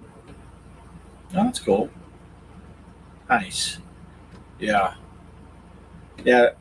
Now, when I first started my stuff, I hadn't built my arcade room onto my house in Arizona, so we actually took out the dining room table for a short time, and I had a pinball machine in there and two arcade cabinets, and they were not actual cabinets; they were MAME cabinets that I built. Yeah, back before people were really doing this stuff. That's when I built mine. And a matter of fact, the very first MAME machine I got, I butchered into a keyboard and took the chip out of there and soldered the lines for the buttons to be key pressed. Oh. You couldn't just buy encoders. yeah, You can now. So I had to Frankenstein myself a way to play it. And I built one that was a multicade, and I built one twin stick for Robotron. And man, while it was in what was the dining room, now it was kind of one of those great rooms, right? So the living room, Yeah. dining room was all in one. Every time a commercial break would come on TV, someone would jump on that Robotron because it was right there. You know, it's like Sunday, you turn on the football game, I turn on the Robotron at the same time. So every time a commercial break or whatever, you're jumping on there. yeah. Until eventually Jason he would put different versions of his name, so he had all 30 of the high scores. Robotron is fun. I have that on my the Street Fighter cabinet because I can use the twin sticks on that from player 1, player 2. Yeah, And that works really well. I think you know the person that got me this. Oh yeah, I This do. Robotron. It's because of that story you told me. Yeah. Mike started all this. Mike got me this Robotron, and I said, "Where am I going to put it?" And then I thought, "Oh, I'll put it on the side of the thing." And then I got these other ones, and I thought, "Well, that's like side art on my pinball machine," and it's like a backdrop for the live shows. Right past my steering wheel, and my flight yoke that you returned back, even though you were tempted to throw that away after you got your controller. I did. Kelly reminded me I spent $300 and something on the wheel, so she made me go get it. But it is much better if you haven't done a truck stim with a lipstick joystick. You just haven't played. It's a whole different experience. I'd like to learn the ins and outs of DK and get good. It was the first video game. What does that mean? I played. Donkey Kong, for me, the big thing is if you can get the timing down to get past that freaking dunk, because it's once you get to a certain point of skill level, it's kind of okay. You make it past the elevators and the little bouncy thing, and then you're good to get all the way around to the next time you're on that screen, and you're like, can I make it past this? Yep. And then if you can make it past there, you're going to get like another 20 or 30,000 points working your way back to that one. And then, you can, I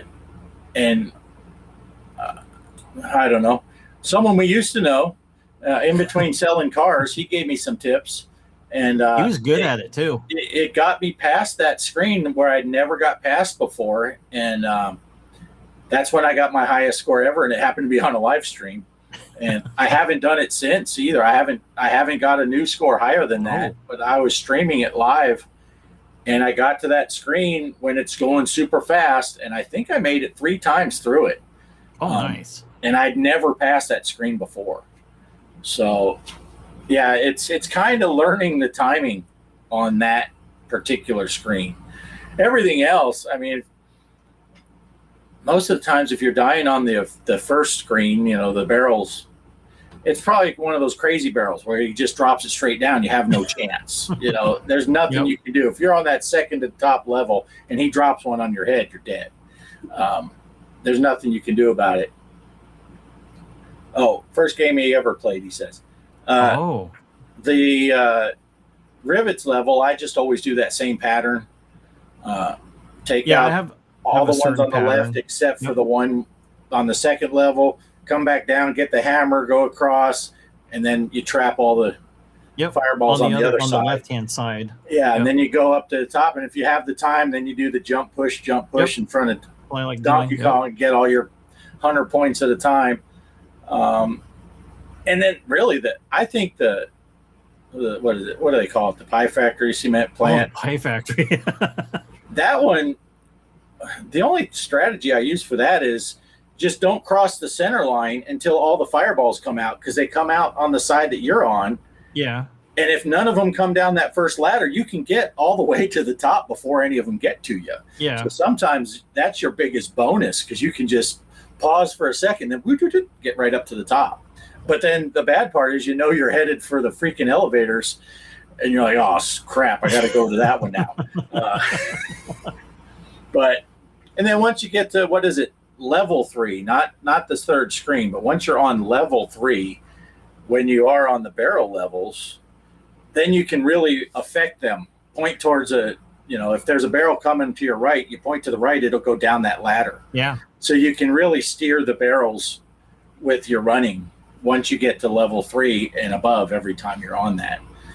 But he's going to do one of those crazy drops and hit you on the head, or they'll just get timed just wrong. Those 2 barrels that are just in that wrong spot, you can't really, unless you get really lucky, clear the one and then get over the second one, because you can't clear them both. And Donkey Kong is one of those games that sometimes you're doing really good on, or you can just absolutely suck at it. Yeah, and this is a huge tip right here, Savitor. 4-way joystick makes a huge difference in Donkey Kong. Unlike the game that Donkey Kong stole the idea from, Logger, which Logger, it doesn't matter. You could have a 4-way or a 100-way. You're not getting up those ladders the first try. That's kind of a bit of a delay to the character. Yeah. If anyone I know this is kind of before Crispy's time for sure, as far as him knowing any of us. We have videos of us playing Logger, and if you've never played Logger, find a version of Logger and play it. If you think Donkey Kong's hard, play some Logger. Imagine Donkey Kong with a really bad lag on the stick, and sometimes even when you do time it right, it still isn't going to go. Nope. You'll be stopped underneath the ladder with an edge of death right next to you. Push straight up and fall off. Yeah, it's a champions game for sure. I mean, if you thought Donkey Kong was a challenge, you need to play Logger. Logger, yeah. Yep. If you feel like you've mastered Donkey Kong and it's just no big thing anymore, play Logger. Donkey Kong, Pac-Man, a bunch of others are effectively unplayable without a true gated 4-way stick. It makes a huge difference. And that's one of the best things Poe and I talk about all the time. We got that Glenn's deck on the iArcade, and it's just a button push, and you hear it. It switches from 4-way to 8-way. Operation Shutdown is going to play Logger with a 100-way joystick. Yeah, that's 99 ways to fall off the edge. You know what's going to make you play better at Logger? Playing with the Michelle's Gaming Glamour. That's controller. right. If you use that lipstick stick, you can probably go whip right through Logger. Oh yeah. So you should have made one of those things where you flip it around and on the back it says logger approved. The only logger approved joystick controller ever made. No lag too. Yeah. Lag? Nope. No lag. It fixes all of that. I mean, I just like on that lipstick controller how that angle at the top of the lipstick, it fits your thumb so nice. Oh yeah. You know, it's like ergonomic. And then when you get done, you just you're ready to go out on the town. Yep. Oh, yeah. Yeah, so anyone that doesn't know, make sure you watch the replay. I don't even know, half hour ago now. You'll see what we're talking about. It's the one with all the pictures. Just scan through this thing until you see not Bliss. Me and Mike. Yeah, see Bliss first. If you can find Bliss's pick, that's where it starts. That's where it starts. Good stuff. Good stuff. Yeah. So yeah, somewhere on my channel from probably, what would it be, 4 years ago maybe, when we were doing all that stuff. That's where you'll find my DK best ever live stream. And Kelly was surfing through some of my old pinball videos, and she said it's interesting when you go through, you see the different layouts I have in this trailer over the years. Yeah. Because it wasn't always like this. For a long time, all the machines were in different locations and stuff like that. So, yeah, it's pretty cool. Yeah, I need to get a restrict option joystick. Yeah, those are cool. That automatic, I've never seen such an awesome thing. Because I tried 3D printing ones that you could put the gate on it, and I remember when you did that. You get excited and you're doing stuff, and it pops off, and now all of a sudden it's 8-way again. But this thing that Glenn has, you just push that button, and it is cool because you can hear it, and it switches 4-way, 8-way. Nice. Yeah, it's pretty cool. I really like, of all the multicades I've ever had, the arcade turned out to be the best one because it's really good quality, and then with Glenn's additions that he had to it. And then I got my 3 arcade one-ups, the Mortal Kombat 2, Star Wars, and The Simpsons, which The Simpsons I did the soft mod so it plays Turtles. And the Star Wars was actually a sit-down version, but I don't have room for that. So I did Blasphemy, and I took a saw to it, and I cut the seat part and made it into the base of the stand. So it's a stand-up. And then I took, man, if I move that thing, the cable always comes off. But right above this monitor over here, I have the pieces I cut off that were part of the seat. I put them together up on the wall, and it's like a Star Wars banner thing. Oh, nice. Yeah, it's pretty neat. It came out all right. Might as well use the parts. But yeah, I took a saw to my Star Wars because I got lucky. It's when they were all out of stock. You probably remember, Mike, because it was back then. Yeah. They were all out of stock, and someone posted something somewhere and said, "Hey, Walmart has a limited amount of these things." And I jumped on it, and I got one, and it was only like at a half an hour or so that they had any, and it sold out. I did have another piece of my personal news. You know this already, Mike, but I got my Uno cart. Got my Uno cart Plus yesterday. I was thinking for sure I was going to be screwed until tomorrow because our post office isn't open on Saturday at all, and it was delivered on Saturday, but the package was small enough that they could put it in our post office box.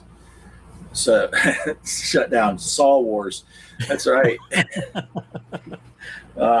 So I got my Uno Kart Plus, and I plugged some games in it right away. I played some Keystone Capers, which is still, I don't have a lot of 2600 experience, so mustache hair. Huge grain of salt with this, but Keystone Capers might be my favorite Atari 2600 game. I just love that game. It's simple, go, have fun, run and jump, and then duck. and then it gets going super fast, and you know you got to duck under those airplanes, but it's going so fast that you panic and jump right into it and get a face full of propeller. So even the death is fun. But I played some of that, and then I installed the big ROM pack that has 700 and something ROMs on it. I don't know it, and I divided it. I guess it'll only show 60 at a time, so you have to put it in folders.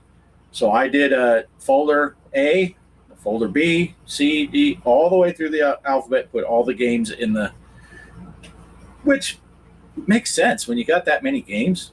Oh, yeah. If someone says, hey, we're going to do this game for a challenge, I can go to that folder and find the game. I don't have to scroll through, hundreds of games. So I kind of like that it's set up that way. Because I know even Casey, with his vast Intellivision knowledge of all the stuff, I was watching his stream the other day, and he was looking for a specific game, and he's like, shoot, which folder is that in? He was having to try to remember how he divided it up. But if it was all just alphabetical, if you're looking for Astro Smash, it's in the A's. If you're looking for Star Strike, it's in the S's. If, whatever it is, go to that letter. Although I did find out, I have 4 S directories because there's that many Atari games in that ROM thing that I needed 4 folders to get it less than 60 per folder. So I did it. The first one just as S, and then I grabbed like 50 titles, and then the next one, whatever letter, like SI or something. Yeah, like SI, and then eventually there's an SO. Yeah. And then the last ones were ST or something like that, whatever. Yeah. So you could figure out easily based on the title. Oh, nice. Crispy's been enjoying his Uno card. I saw he got one also. I think, Crispy, you got yours, 2 or 3 days before I got mine. Because I got mine on yesterday. And I think Crispy posted something. He got his on Wednesday or Thursday. He got the yellow one because I think, Crispy, do you have I think he has the Pac-Man 2600 Plus like Poe does. Yeah. And Poe got the yellow one to go with his 2600 Plus. I have a 7800 Plus and it's black, so I just got the black one. I didn't get the fancy yellow one. I was actually kind of shocked, but it was Mike's Gaming Gala who he did on one of his shows, one of his videos. Near the end, he said he was going to talk about the Uno cart in an upcoming episode. And I was like, last time I checked, they were out of stock. So I saw Mike say something about it. So I went and ordered mine, and then I saw Crispy got his. I think he got his like the day after I ordered mine or the day I ordered it, he got his. Nice. So, and no, he must have got it just right after because I was nervous because, you go on that website and he builds stuff too, right? It's not the Uno cart gets sent to him and then he distributes. But the stuff he builds, he's like, yeah, there could be a 30 or 60 day wait. And I'm like, but he did say if you're getting stuff that he doesn't have to build, it'll go much faster. And I think he shipped mine out either the next day or the day after that. When I ordered it in the evening time, I think he did. I think the shipping label was printed the next day, and then it actually was picked up the next day. Cool. Pierre got a Uno Kart Plus 2. Oh, nice. Also, Uno Kart Plus 2, as in also, not the number 2. I got a Uno Kart Plus 2. Take that, you guys, with only the Uno Kart Plus 1. Yeah, it's brilliant, especially a guy like me. I don't have room for a big collection. So to be able to have games that and hopefully they work on a firmware and get some of the other Champ games and stuff to work. I did try it just to see, and I was all excited. I put Spider's Arcade, and now all I have is the demos because I didn't have a way to play them. I put the Spider's Arcade demo on, and it loaded up, and you're getting the whole intro screen. And then I pushed start, and it did the start, and then it kicks you out. Oh. As soon as the game starts, it stops. But you can watch the intro, you can watch the spider come down and get bigger. And then as soon as you try to start and actually play it, kicks you out. So But hopefully they get that going because some of those champ games are just amazing. Well, what's another good game is that Audacity game called Casey's Gold. If you liked, was it the what was it with the cop and the robber? You're moving around?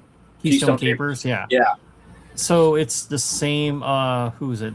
Gary Kitchen, I think, is the one that did that game. He did also the Keystone, and it's very similar to it because when you're hopping around the train, you're like, "Hey, this feels like Keystone Capers," and lo and behold, it's like based off that and stuff. Nice. But it's on a train this time, and you're the train conductor going around collecting gold. You know. Nice. Yeah. Yeah, I'll have to look at that.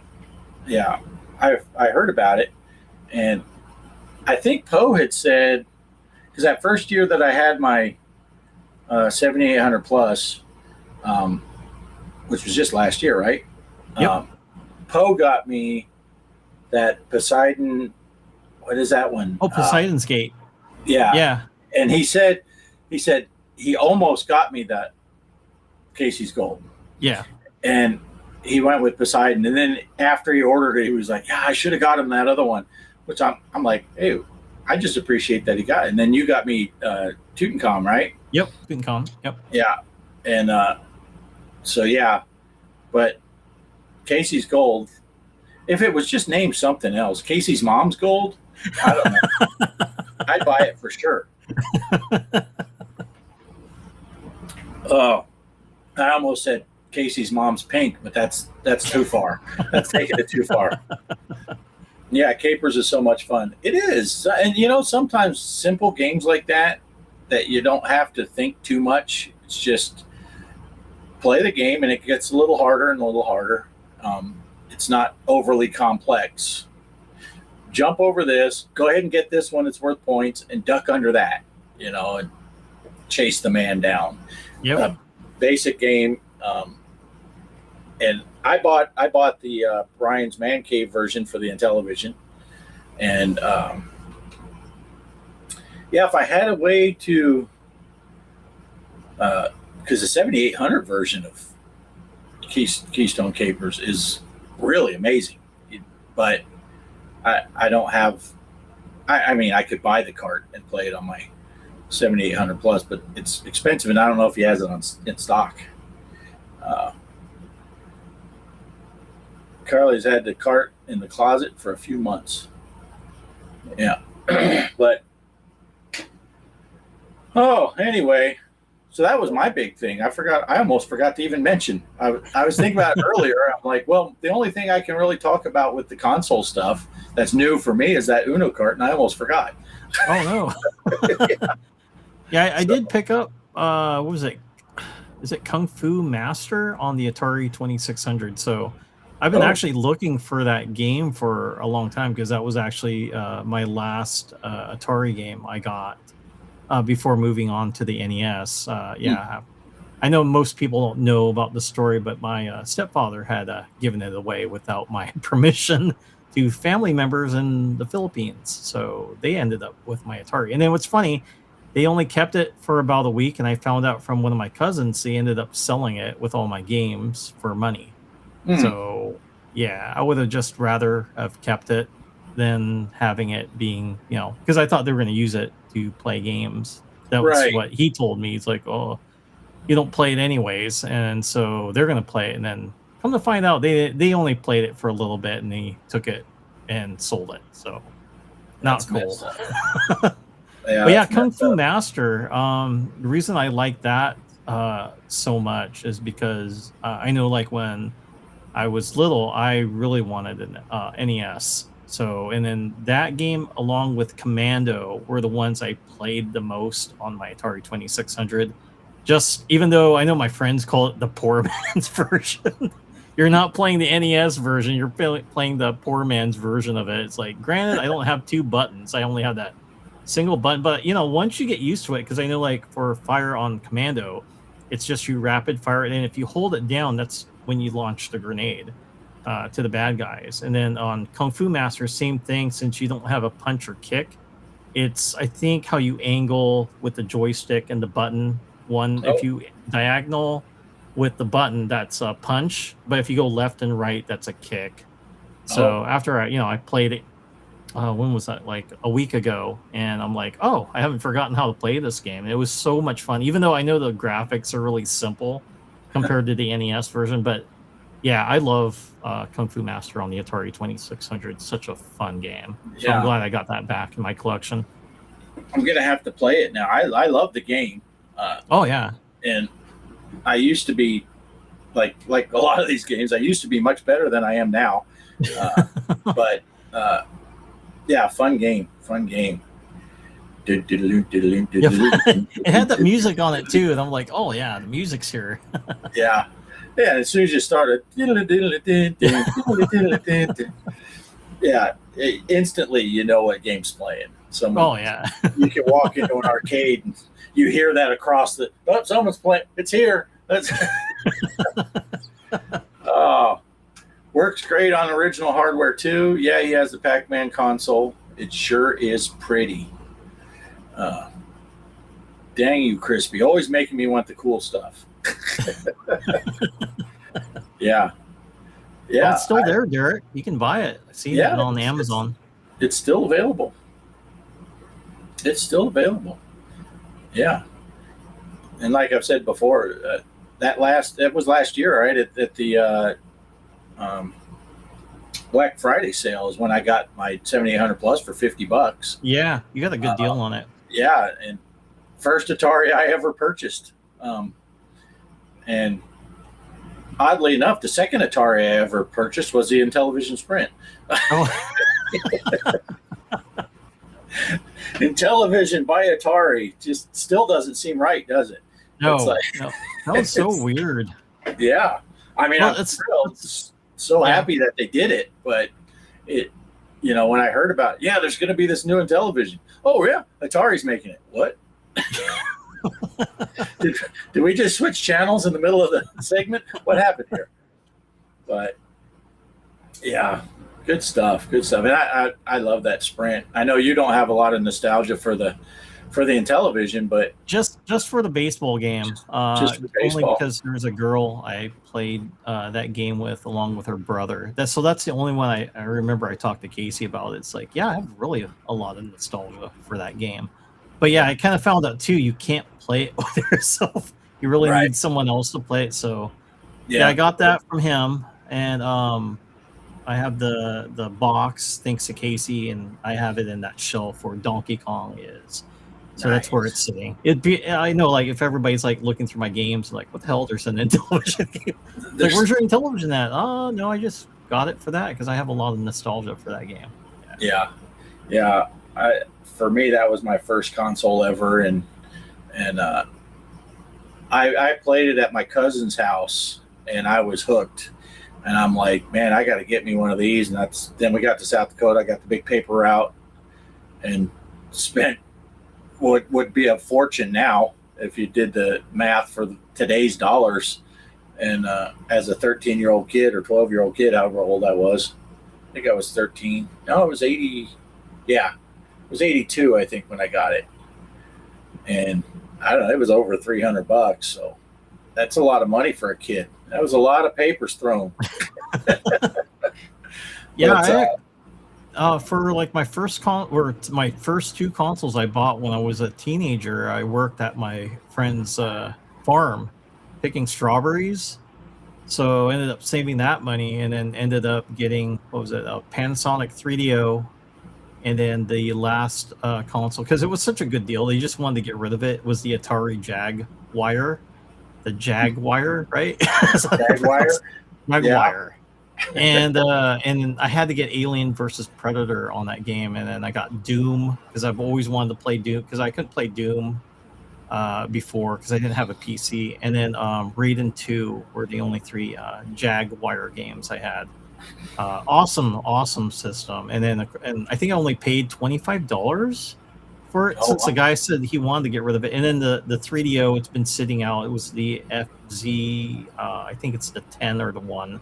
It's the one that kind of looks like a VCR, I guess, or a DVD player. But I ended up paying $30 for that console, and the guy threw in like 3 games, whatever I wanted for it. So Yeah, really good deal. And then that's what I spent my money working on the farm with, is getting that and a boom box. Yeah. Had to get a boom box back then. Yeah. I didn't have the luxury of having parents that would even consider getting me video game related stuff. So birthdays, Christmas, not a chance that I would get. Even when I bought the Intellivision, they weren't going to get me a game. They just saw no point in it. Yeah. And so everything I ever got, I had to pay for. Let's see, Joker's. First of all, welcome, Joker. I'm sure he's been here a long time. Joker lurks a lot. Chats a little.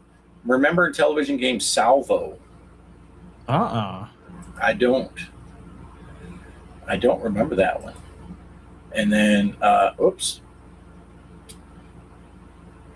Pac-Man console was on Amazon for $95 earlier today. That's a good price, under $100. Oh yeah, really good price. Amazon, not Amazons. That's like an old people thing. Fixing to up at the Amazons to get some 90. Yeah, we used to say that up in when we lived up in Arkansas. A lot of people would say Walmart plural. Yeah, we're going to the Walmarts. Like, how many stores are you going to? Because we were in a small town, so you'd have to go to several different cities to get to multiple Walmarts. Yeah. To go up. For your information, typing in VR is hard when Mark's gaze is the size of a billboard. We have, since Crispy brought that up, we got a new management company at work, and they installed new time clocks, and they're photo ID time clocks. So you push on your picture, and then it takes a picture of you, and then you can clock in or clock out. Oh, well, wow. the manager, Tiffany, she made the mistake of telling me that she looks at all those pictures. Yeah. So every time when I clock in or out, all of my pictures are like, and it takes it. It will accept it, even with a goofy face and all zoomed way in, and it accepts it and it takes it. So she's seeing all of those pictures. And one of the girls, she's the front desk manager now. She was getting frustrated because sometimes it's never done it to me, I think, because I put my face so close. Kelly gets freaked out because she'll tell it to take her picture and it'll say two people are in the frame, and she's like, "Oh, I'm by myself. Is there a ghost? What's going on?" well, I guess Debbie, she did it 2 or 3 times and it kept messing up, so she got mad. She's like, and then it took it. And Tiffany was like, "Debbie, I saw your clock-in picture the other day." Oh. Hey, Yeah. Bart, does it look like my face is frozen? No, I don't I'm think moving? so. Yeah.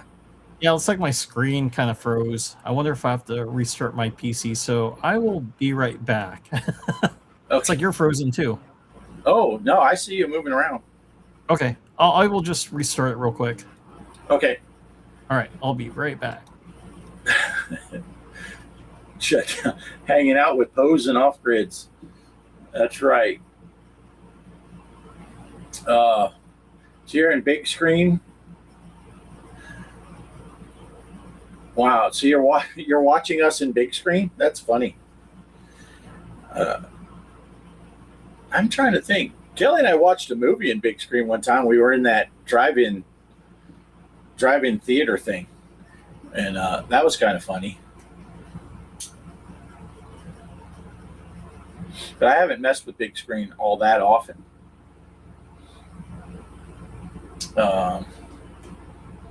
Yeah, so while Mike is away, anything in chat that you guys wanted to talk about? But like I said, I am going to play.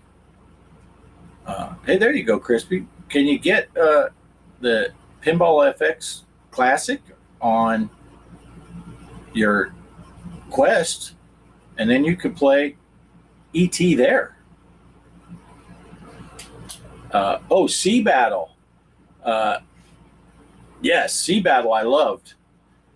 that was a great game. Unfortunately, it was another game that you can only play 2 players. And rumor has it that someone may at some point, I don't know, I don't think there's anything official, but maybe it's just wish list stuff. People have talked about a Sea Battle homebrew that's 1 player. Yeah, you can play 1 player versus a computer. Because they have made all those games that were 1 player only, the baseball, football, hockey, you can play single player now. But Sea Battle would be an awesome one. I loved Sea Battle. But unfortunately, being the only guy of my friend groups that had an Intellivision, a lot of my friends didn't want to play those 2-player games because it wasn't the same playing by yourself, but you could kind of get some practice with stuff playing by yourself. You know, I could throw a pitch and then hit the bat and then field the ball and all that stuff and get a little bit better, or play the football plays and pick the defense but run against it. But Sea Battle would be a great game to play 1 player versus a computer. You can play your PC through VR, so yeah, you can play your Steam games through VR. Nice. Yeah. But if you have, but you can get, and I don't know what it costs, but you can get Pinball FX Classic on your Quest headset, and that has a bunch of tables that you can buy individually. When Kelly and I got our first Quest 2, day 1, I bought every pinball table you could get. Oh, I just got a message. I was worried it was Mike saying he couldn't get back on. I bought every pinball, the Star Wars pinball, the FX2, bought every table you could get because I loved pinball in VR. And then, of course, now that we got Pinball FX and all that stuff, it looks so much better. But those other games, they play great. And that, like I said, that's how I'm going to play ET. I'm going to play ET in VR tomorrow, and I'm going to record it, and then I'm going to play whatever the Zaccaria table is. I'm forgetting right now. I'm going to play that and record that also. So it may or may not be out here. This is much easier for me to record on than the at games. I like playing on the at games because it's right there. Play it on the micro. I can just jump up and play a game very easily. Oh, Mike's back. It didn't give me the sound effect. Yeah, it didn't give me the sound effect that you pop back in. Oh, weird. Yeah, so I hope you weren't up there too long. No, I just got on. Okay. But, yeah, I was just talking about that I'm going to play the pinball stuff and record it. And I'll probably play Zaccaria out here on this because it's so much easier to record. I can screen capture both screens. When I play on the at games, I set up 2 phones, one on a tripod recording the back glass and one I have hanging from the ceiling filming the play field, which is what I used to do back here when the pinball machine used to be way back there. And the only benefit to that is you can point at stuff. If you're doing like instructional stuff, you can say, oh yeah, this, you want to hit this ramp or you want to go through this and get the spinner. But I found out I've been having trouble with it. Once I do that, my phone is losing focus on the table and then it never regains it. So I shot a couple of pinball videos where half the video was blurry. I mean, you could still kind of see what was going on, but it was blurry because I reached in front. So I don't do that anymore. It's like lock in the focus and then don't reach in front of it. But out here, I just screen grab. So it's perfect picture every time, you know, screen capture with OBS. But so are we moving again? Are you back up? Yeah. Yeah, we were like frozen. I'm like, uh-oh, did something go on? But yeah, my computer had blue screened, so, but I was just surprised it was still moving around along. Hello? Am I making you nervous? Oh, it kind of froze again. I'm like, oh no. Yeah, that was. did one of these. Oh, I was just messing with you. That's not nice when you just got back from rebooting. We've all been there. well, did you remember that? Was it that video I showed you for the VR game with the dinosaurs? Did you see that? Yeah. Yeah. How you check your health, you got to look at your boob. You gotta look down at the tattoo on your tattoo of your heart. Yeah. Interesting premise, though. You get no health other than that, but you don't get any bullet count. You don't get any of that stuff. It's like you're just doing it. Yeah. As if it was realistic. And then how you guess how much ammo you got? You basically push a button and she shakes the gun like, oh, I think I got 5 rounds. Yeah, it feels like it's got about frozen pop. Yeah. But it did look like it would be an interesting game. It'd be nice if someone would finish it. Oh, yeah. And actually produce it. That would be funny. Make it like a 4-player. So we can get right. people on it. Yeah. Those are so much fun. Playing those multiplayer, the zombie shooters is what we tend to play. Just a fun time. And then what was that Arizona Sunshine we were going through? With you could only play it 2-player in the 2 players, yep. in the story mode, or you could play the horde mode or whatever, and all 4 of you could be in there. Yep. That was fun. Yeah, that was fun. I wish you could play that story mode in 4-player. That would be awesome. Oh, yeah. That would definitely be cool. Yeah. And it's the same with, what is it? The Cabin one, which was a sequel to the first one. But that's 2 players only also.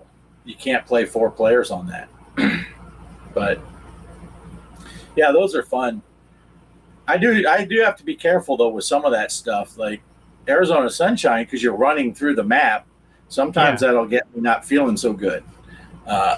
Where some of those other ones, you're like on rails. What was that first zombie game? That one just like really perfect. I don't get dizzy from it. The one you first introduced me to, that zombie game was perfect. Yeah. What was that called? Something Dual Strike or something, right? Yeah.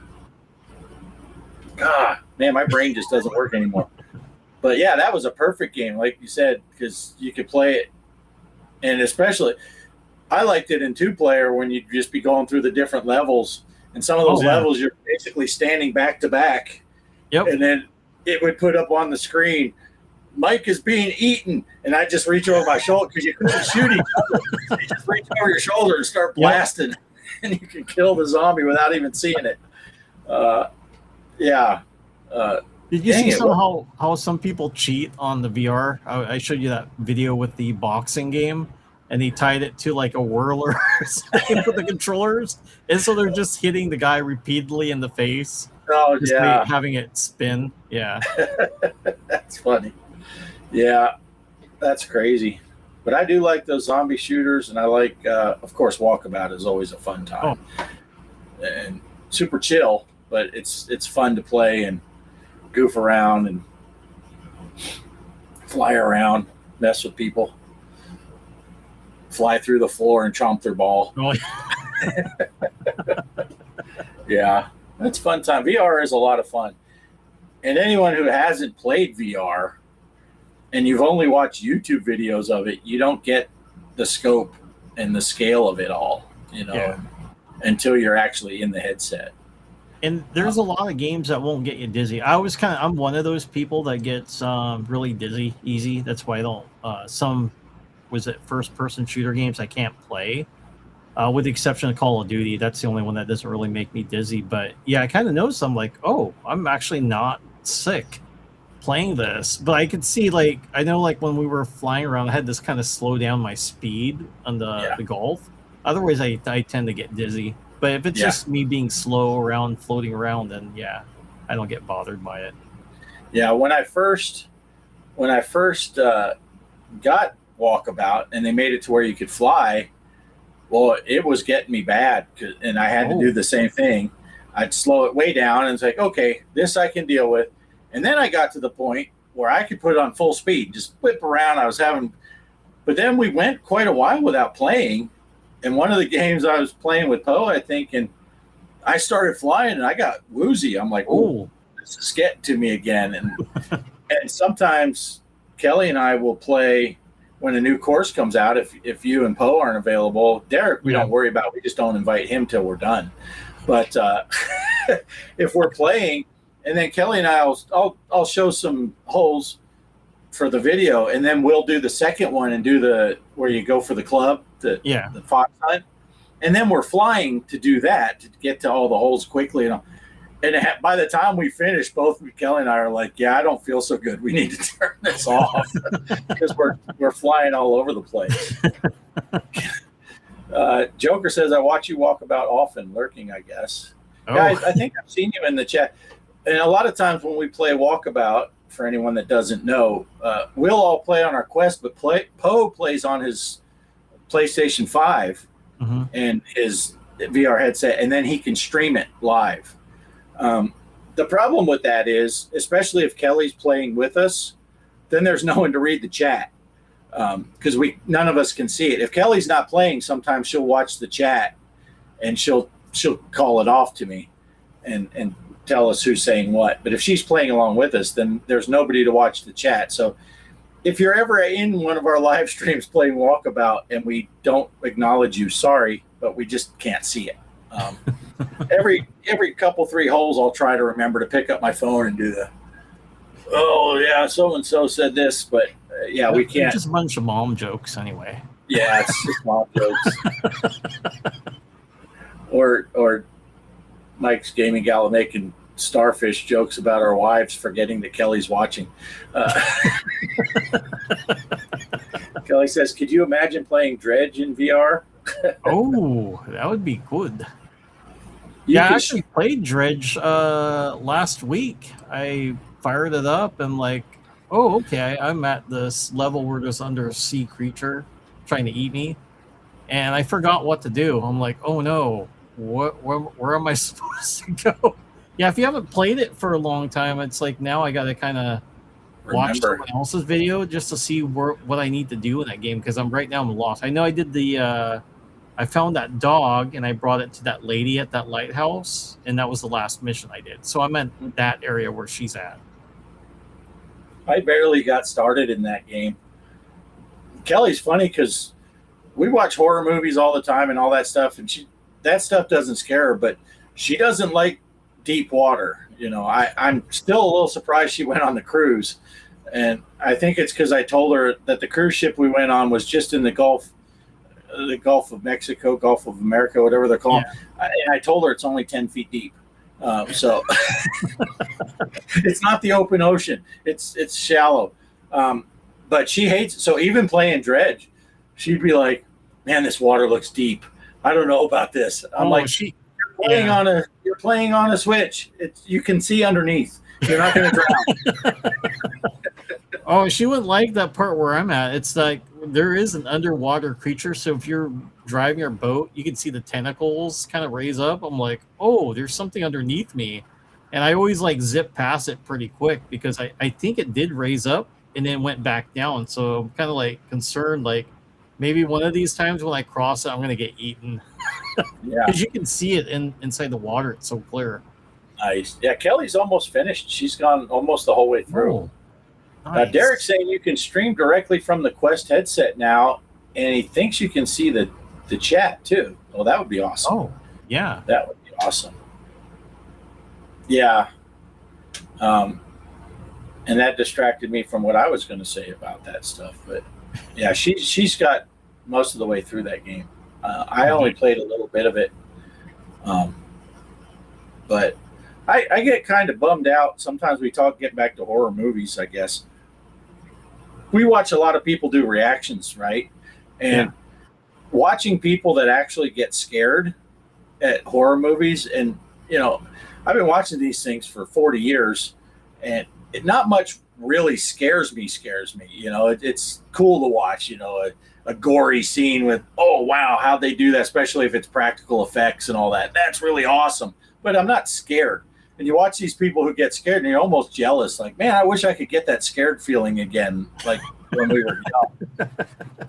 But Bears fan says, "Wow, you guys are still on?" Yeah. Yep.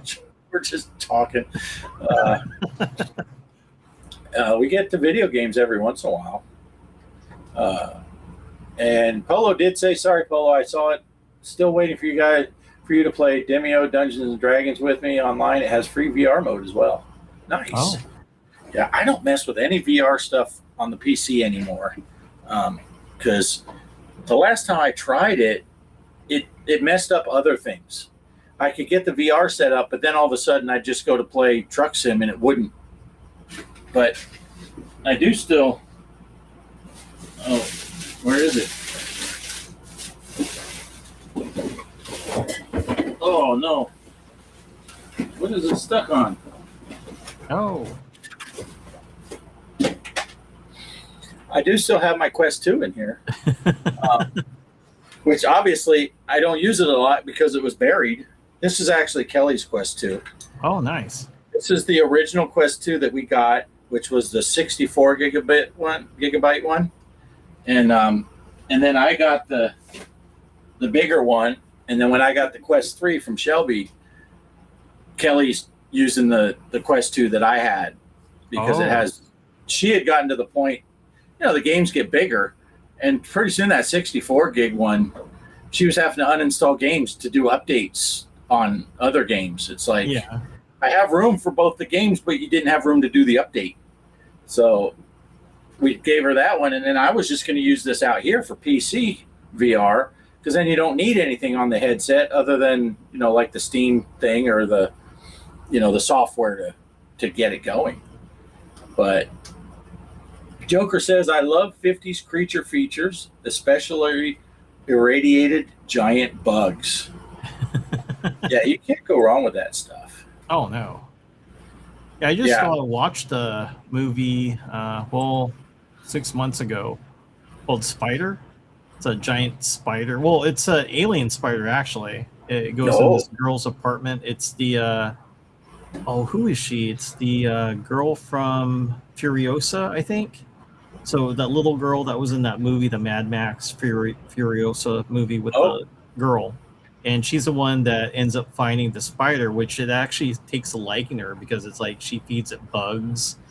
And then it starts growing bigger and bigger in her jar until it gets so big it pops out of there because of the size, and it hides. Wow. And it goes hunting people in the apartment. So it starts getting bigger and stuff. And it actually can mimic noises. So if you said something to it, it can actually whistle back to people. And then, of course, it's like, oh, is there someone there? And then, it's the giant spider. Nice. Yeah. That's awesome. Yeah, that was a good film. Excellent. Yeah. Yeah, and some of those things, you watch some of those old classic horror movies, the effects were bad, but they were doing the best they can, and Kelly and I used to joke around when we first met before we were married and stuff. And we discovered that we both had this love of horror movies, and my ex, I couldn't pay her to watch horror movies. She didn't like them at all. And Kelly saw, and I'm talking, I could sit down and watch some movie from the 40s, 50s, whenever the guy's coming out and he's a swamp monster guy, and you can see the gap between his gloves and his sleeve, and it's like, but it's fun. It's just a fun movie, and these people are running away from him like he's the real deal, and she was like, "Oh yeah, I'll watch those all day long." So did you ever watch any horror movies with Roger Corman directed? Like,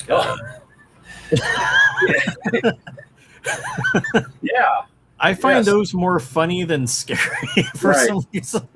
Yeah, he was an interesting director, producer, director, a copycat director. Yeah.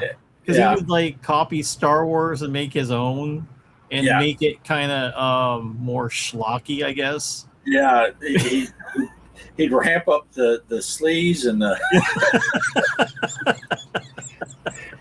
What was that movie? What was that horror movie that had Freddy Krueger and Joni from Happy Days? Forbidden Planet? Was it Forbidden Planet or? Let me look it up.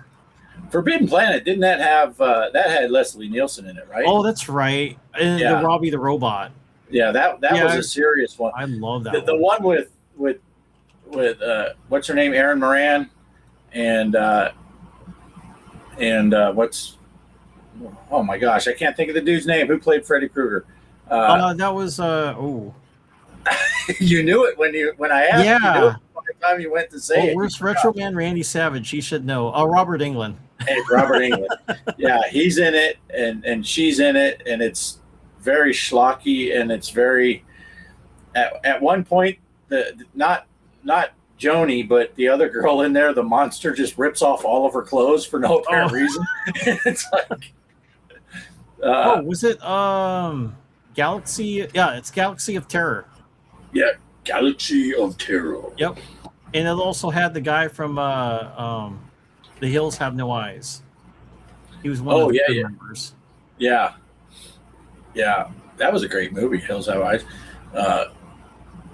Of course, that's back in those days when you had to be careful with some of that stuff, because that's when you get I Spit on Your Grave, and and what was the other one? I heard about that movie. But it's like I heard it's like we call it like really extreme. Is that correct? Oh, you've never seen? You never saw I Spit on Your Grave? I've never seen I've seen the remake, but I've never seen the classic one before.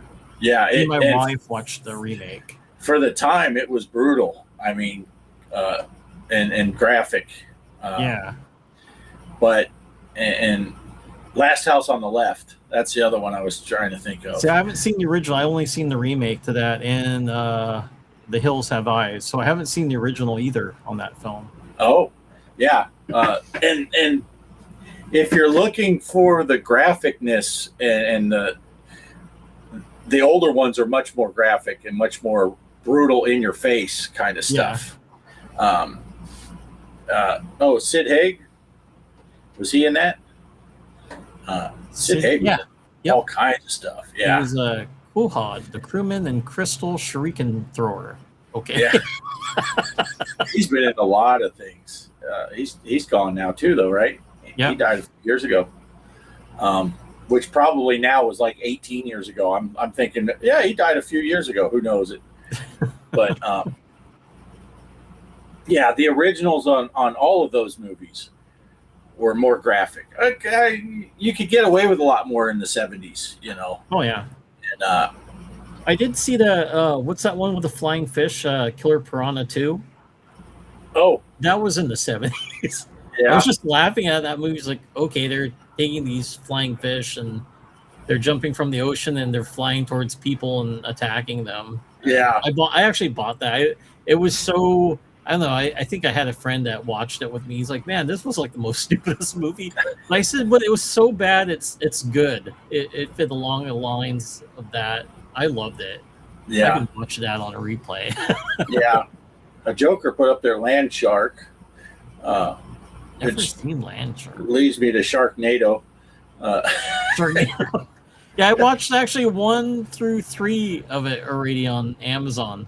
Yeah, I need to keep watching. Yeah, they're pretty bad, but I don't know. I keep watching all their movies. Yeah. And what was it? The Piranha series? The Piranha, they did the 3D, but they did 3D. 3 double D. Yeah, because all the girls with the big boobs were in it. Double D. That filled up seats at the theater, I guess.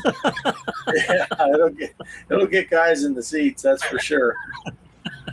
Poe met Sid a year or two before he died. Great dude. Yeah, I would imagine. He looked like the kind of guy that would be a pretty straightforward, straight shooter, down-to-earth guy.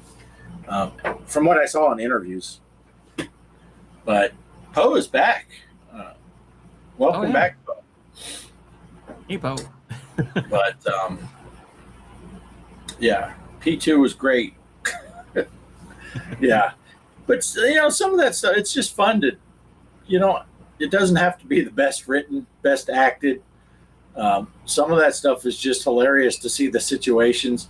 Some of it, the 70s and especially in the 80s, some of the best practical effects ever happened in the 80s. And some of the worst practical effects ever. You almost think when someone gets their head cut off or something, you're like, I can see the end of the ketchup bottle where they squirted the ketchup out. That was not blood. The extra in the back was adding a hot dog to it, or whatever. But some of the blood effects, that's straight Pepto-Bismol. That is not blood.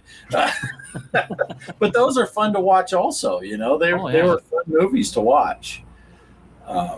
So, yeah, we watch all that stuff. And I watch the Cobwebs channel on YouTube. He goes over a lot of, and he'll pick themes. Like last week, he did a video, and it was all witch themes. So it's like his 10 favorite movies about witches. And then sometimes he'll say, okay, I'm going to do my, like, for example, if he's doing his 10 favorite werewolf movies, he might not put American Werewolf in London in there because everyone knows it, everyone loves it. So I'm not going to put that one in. It would be in my list, but this is going to be 10 that maybe you haven't heard of and stuff like that. And then there's another guy, Ghost Pirate Entertainment. I don't know what the name of his channel is, but it might be that. I don't know. I have subscribed, so I just see it, and I go to my favorites and watch his videos. He talks about a lot of obscure horror movies. Oh, and I think this week on Thursday, they did a collab. Cobweb and Ghost Pirate guy, they did a collaborative 10 obscure horror movies that neither one of them had watched before, kind of thing. Oh wow! So, and Cobwebs, he buys a lot of the 4K DVDs and stuff sight unseen. He'll hear about some horror movie that he'd never seen before, and then he finds out, hey, there's a 4K version. And he orders it, and then he'll do a review. Oh, so, go ahead. Sorry. Well, I was just gonna say, if you like horror movies and you like having suggestions, like Joker just said, always looking for movie suggestions, I would recommend both of those guys. There was a YouTuber that reminds me of who you're talking about. His name was Hey, Isn't That Devin Graham? So it's a reference from the Halloween movie. Remember the girlfriend's talking to Laura, and they're being followed by Michael in that station wagon, and she's like, oh, hey, isn't that Devin Graham? And so that was his channel. Oh, nice. And the dude, I liked how his thing was like very kind of like low budget, how he filmed everything. So basically it's him on a table, and he puts out all these horror films, and he'll go talk about it. But he likes putting movies that are very schlocky. And I always follow them like, oh, dude, that looks so cool. So he had one that was like in the gym, and the gym equipment would kill you. So I ended up buying that movie because of his suggestion. Oh, nice. And then, other movies. So I bought a lot of my films thanks to his channel. But unfortunately, I don't know what happened. He ended up not making YouTube videos. And I was actually a prominent follower of his. I couldn't wait for him to put out, because he always buys a bunch of these horror films. And then he'll kind of talk about, and he has like that schlockometer that he does. Is like, if it doesn't have any schlock, I ain't buying this crappy movie. Right. Toss it off. He's like, oh, this is too innocent, not enough blood, and then he wouldn't recommend it. Yeah, I stumbled across a guy. He showed up on my recommended feed, I guess because I watch these things, and he's rating the like 60s and early 70s exploitation films. So he'll be like the stewardesses, and you go, and then at the end he'll tell you, if you're in it for the boobs, you're going to be disappointed with this one, or he'll say, that's the only thing this movie has going for it. You get to see this girl's boobs throughout most of it, but there's nothing else to it. And it's like, and it's pretty funny because he's a pretty funny guy. So I watched a couple of his, but I can't remember his name either now. But I do watch Cobweb a lot. And that, is it Ghost Pirate? Did you look it up? Oh, I'll look it up. Oh, that movie that I was talking about with the gym, it was Death Spa, made in 1988. So that one's a good movie. Yeah. Oh, yeah, it is Ghost Pirate Entertainment. Ghost Pirate Entertainment.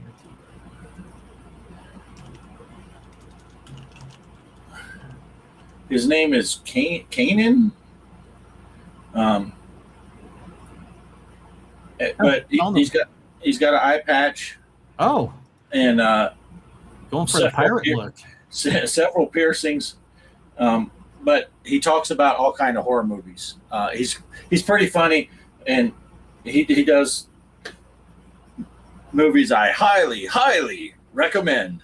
Holy smokes! Yeah, that's crazy. Because if I try putting up like his thumbnails, YouTube won't show it to a lot of people. Maybe because my channel's family friendly on it, but yeah, I'm looking at it like, dude, there's like gore on it, and he had like 28K views. Wow. Yeah, here, I'll share my screen here, because this one here, this is the one I was talking about. The guy on the left here, that's Cobweb. Yeah. And then this guy over here is Kanan from. So they did a collaborative, and I don't know what's censored on that girl's tattoos on her back, because his elbow is blocking any side boob. So I don't know what's going on. If she's got did her friend do the tattoo and they put a big wiener on her back? I don't know. It went Rambo style. But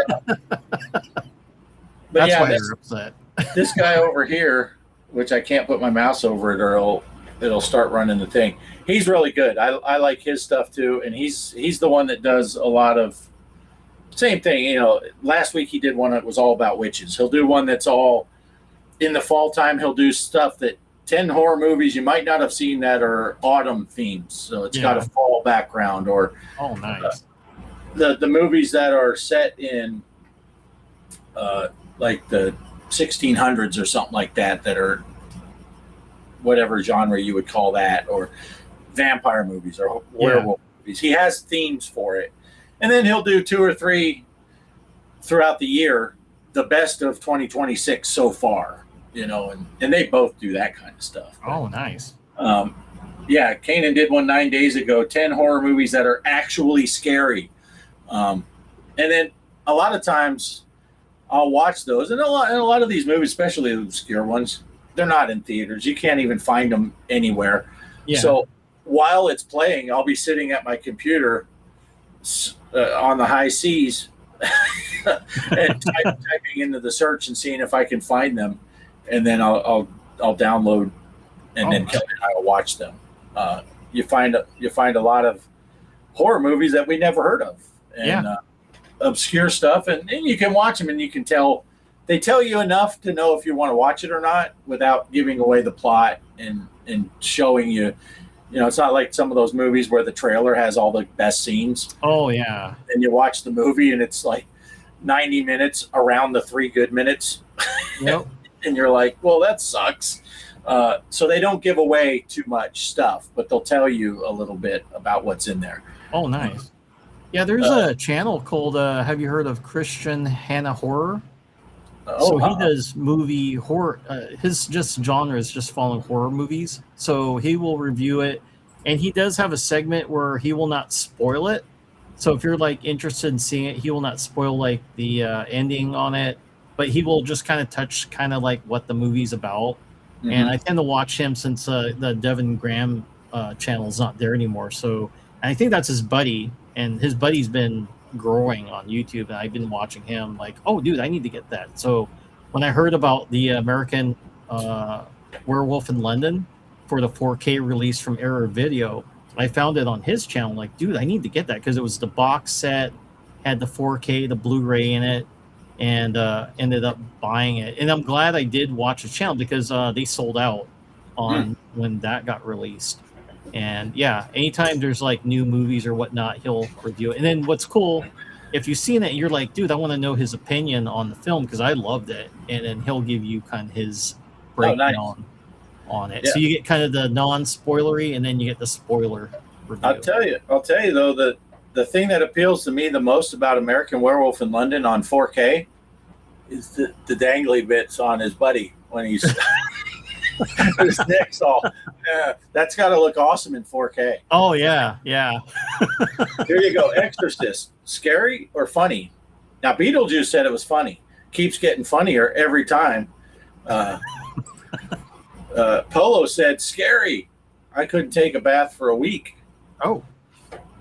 Yeah, I haven't even seen that movie. I think the only Exorcist film I've seen was me and my cousin in Colorado when I was helping him with his paper route. Exorcist 3. So that's the one we went and saw because we were looking for movies like, what can we watch? And like, what is this Exorcist? And then the dad's like, oh my gosh, you kids. You've never seen Exorcist before? And it's like, no.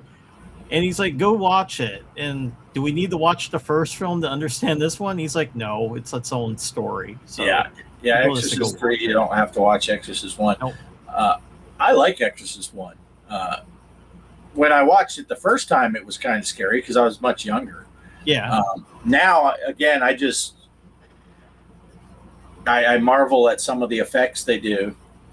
And then hearing some of the stories over the years of things that they did when they were filming it, that you're kind of like, at the one point, it was kind of messed up because the lady who played the mom, she actually got injured in one of the scenes where she was being basically tossed around by the entity thing, the devil, whatever it is. They actually had her harnessed up and yanked her back, and it jacked up her back. She hit the wall so hard. And stuff like that. So when you know that going into it and you see it happen, you're like, oh my God, yeah, she actually did get injured doing that. Remember that movie with Jack Nicholson, The Shining? So who's the mom in that? So the director, who played Olive Oil? The director, Shelley Duvall. Yeah. Shelley Duvall. Yep. Shelley Duvall got pressured into. I forgot the director's name, but anyways, he kept making her redo the scene over. It's like, you're not scared enough. You need to be more panicked when he's going through that. And then later on, I found out when she had an interview that she actually got like we call it PTSD from it. So she would not want to star in any horror films anymore. That scene on the staircase. Yeah, they said they shot it like 100 times. Yeah. And by the end of it, her brain was just frazzled and she was probably no longer acting, just, really panicky. Yeah, actually panicked. And of course, Stephen King didn't like the movie at all. Because it drifted too far away from the book. Yeah. Kaos said, me and my stepbrother, Brentley, went to see Exorcist 3, and there was this older Puerto Rican chick behind us flirting with us, definitely trying to rob the cradle. Made me extra cautious. Yeah, but that scene with Shelley Duvall, I've heard about that. Yeah. Crazy. But I love the movie, though. Kubrick. Kubrick. Yeah. And oh man! And now, as soon as I read Kubrick, I forgot the name of the guy who did The Exorcist. But he was pretty crazy also with Friedkin, something like that. I can't remember his name, but you never saw the original. Still to this day, you've never seen it. No, I only saw, what was it? They had like kind of a parody of it, Scary Movie 2. No. Where what's his name? The guy that he was in Vampires. You ever see that horror film? John Carpenter's Vampires. Vampire Hunters. So the hero of it was the priest, and he goes up to the room with the girl, and he's doing the tongue motions while she's trying to gross him out, and he's not even phased, and then she pukes on his face. And it's like, this must be the excerpt from Exorcist. Yeah. Well, since you know that scene, kind of, there's another little trivia. Not that I think you're planning on going and watching The Exorcist anytime soon, but in that scene in The Exorcist, when the pea soup stuff hits the priest in the face, some of it actually went in his mouth, and his reaction was real too, because he was completely disgusted. He didn't, and it was like pea soup. It wasn't gross, but he hated it, and he wasn't expecting it to be as much as it was or something. He was, they said he was pretty pissed at the way the scene went down because he wasn't expecting it. Yes, Derek, James Woods. James Woods. Yep. Yeah. That was James Woods in Scary Movie too. Yep. Yeah. He's had some good roles. Oh yeah. Yeah. Yeah, I used to love watching. Well, I still do. I watch so many movies. Yeah, that's why I worked at Hollywood Video for those months, because she told me I should. The manager's like, "You rent so many movies, you should work here." I said, "Why would I want to work here?" She goes, "Free rentals." I said, "Where are your applications?" Yeah, I worked at Blockbuster Video too in the Navy.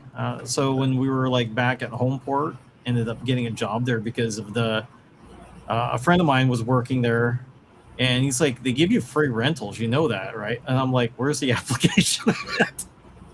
Yeah. But it was kind of the sad thing too. Is like by the time I get the movies, I'm so tired, from working, and then get to the barracks, and guess what? There's a bunch of people that knew I worked over there. Did you get any new movies? Yeah, I got some new movies. It's like I gotta watch. It's like, can we watch them with you? Like I remember getting Jackie Brown, and then everybody wanted to watch that with me in my room. So I had a pile of people in there watching all these films and stuff. Yeah. Yeah. Now at Hollywood, we were only supposed to take out 3 movies at a time. Yep.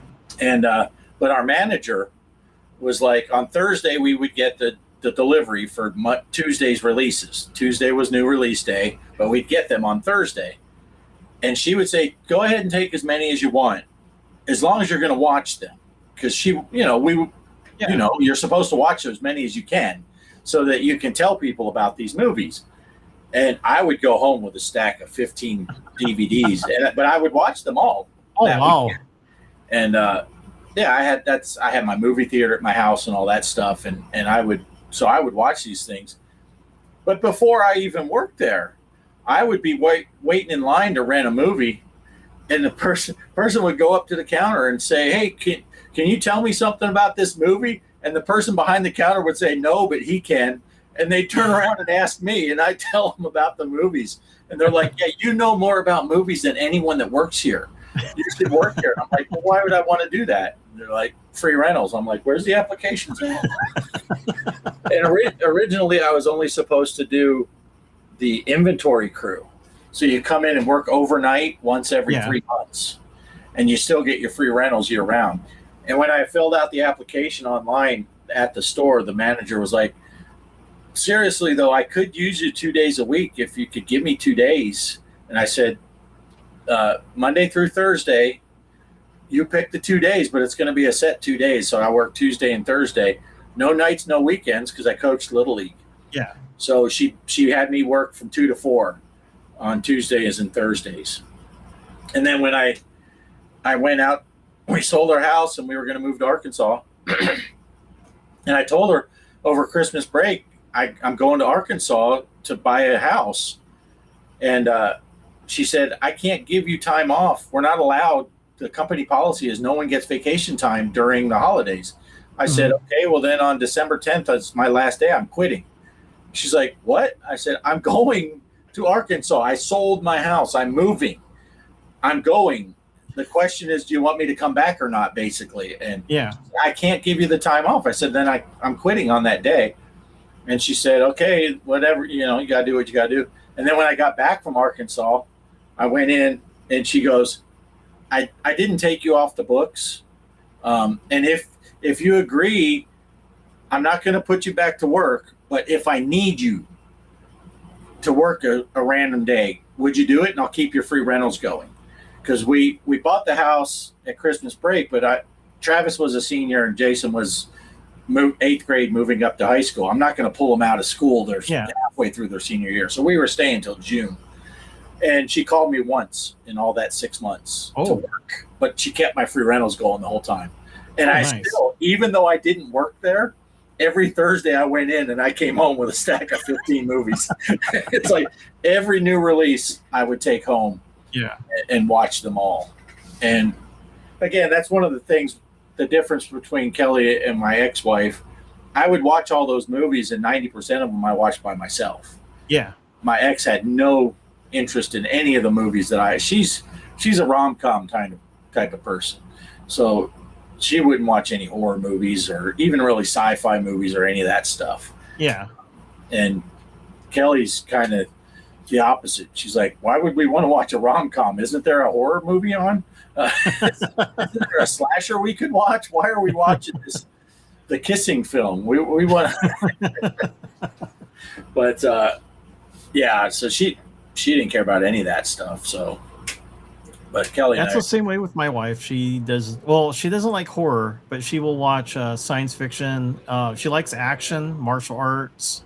And her favorites fantasy, like Lord of the Rings type films or Conan the Destroyer. She likes those films. If I have that, she'll like, oh, I want to go watch that.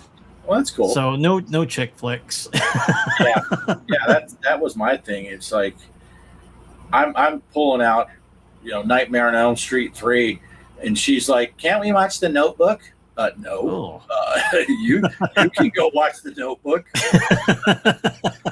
You're free to use the TV in the living room, which was still a 65-inch TV, which was huge at the time. But the TV down in the movie theater room was 110 inches.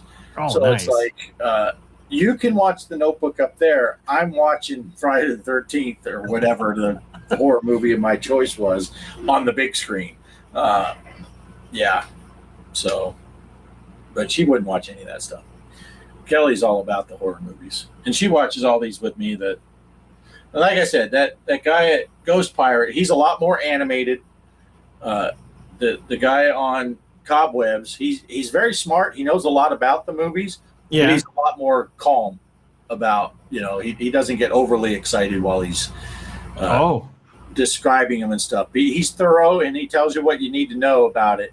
Yeah, but yeah, the other guy's a lot more animated, but they're both good.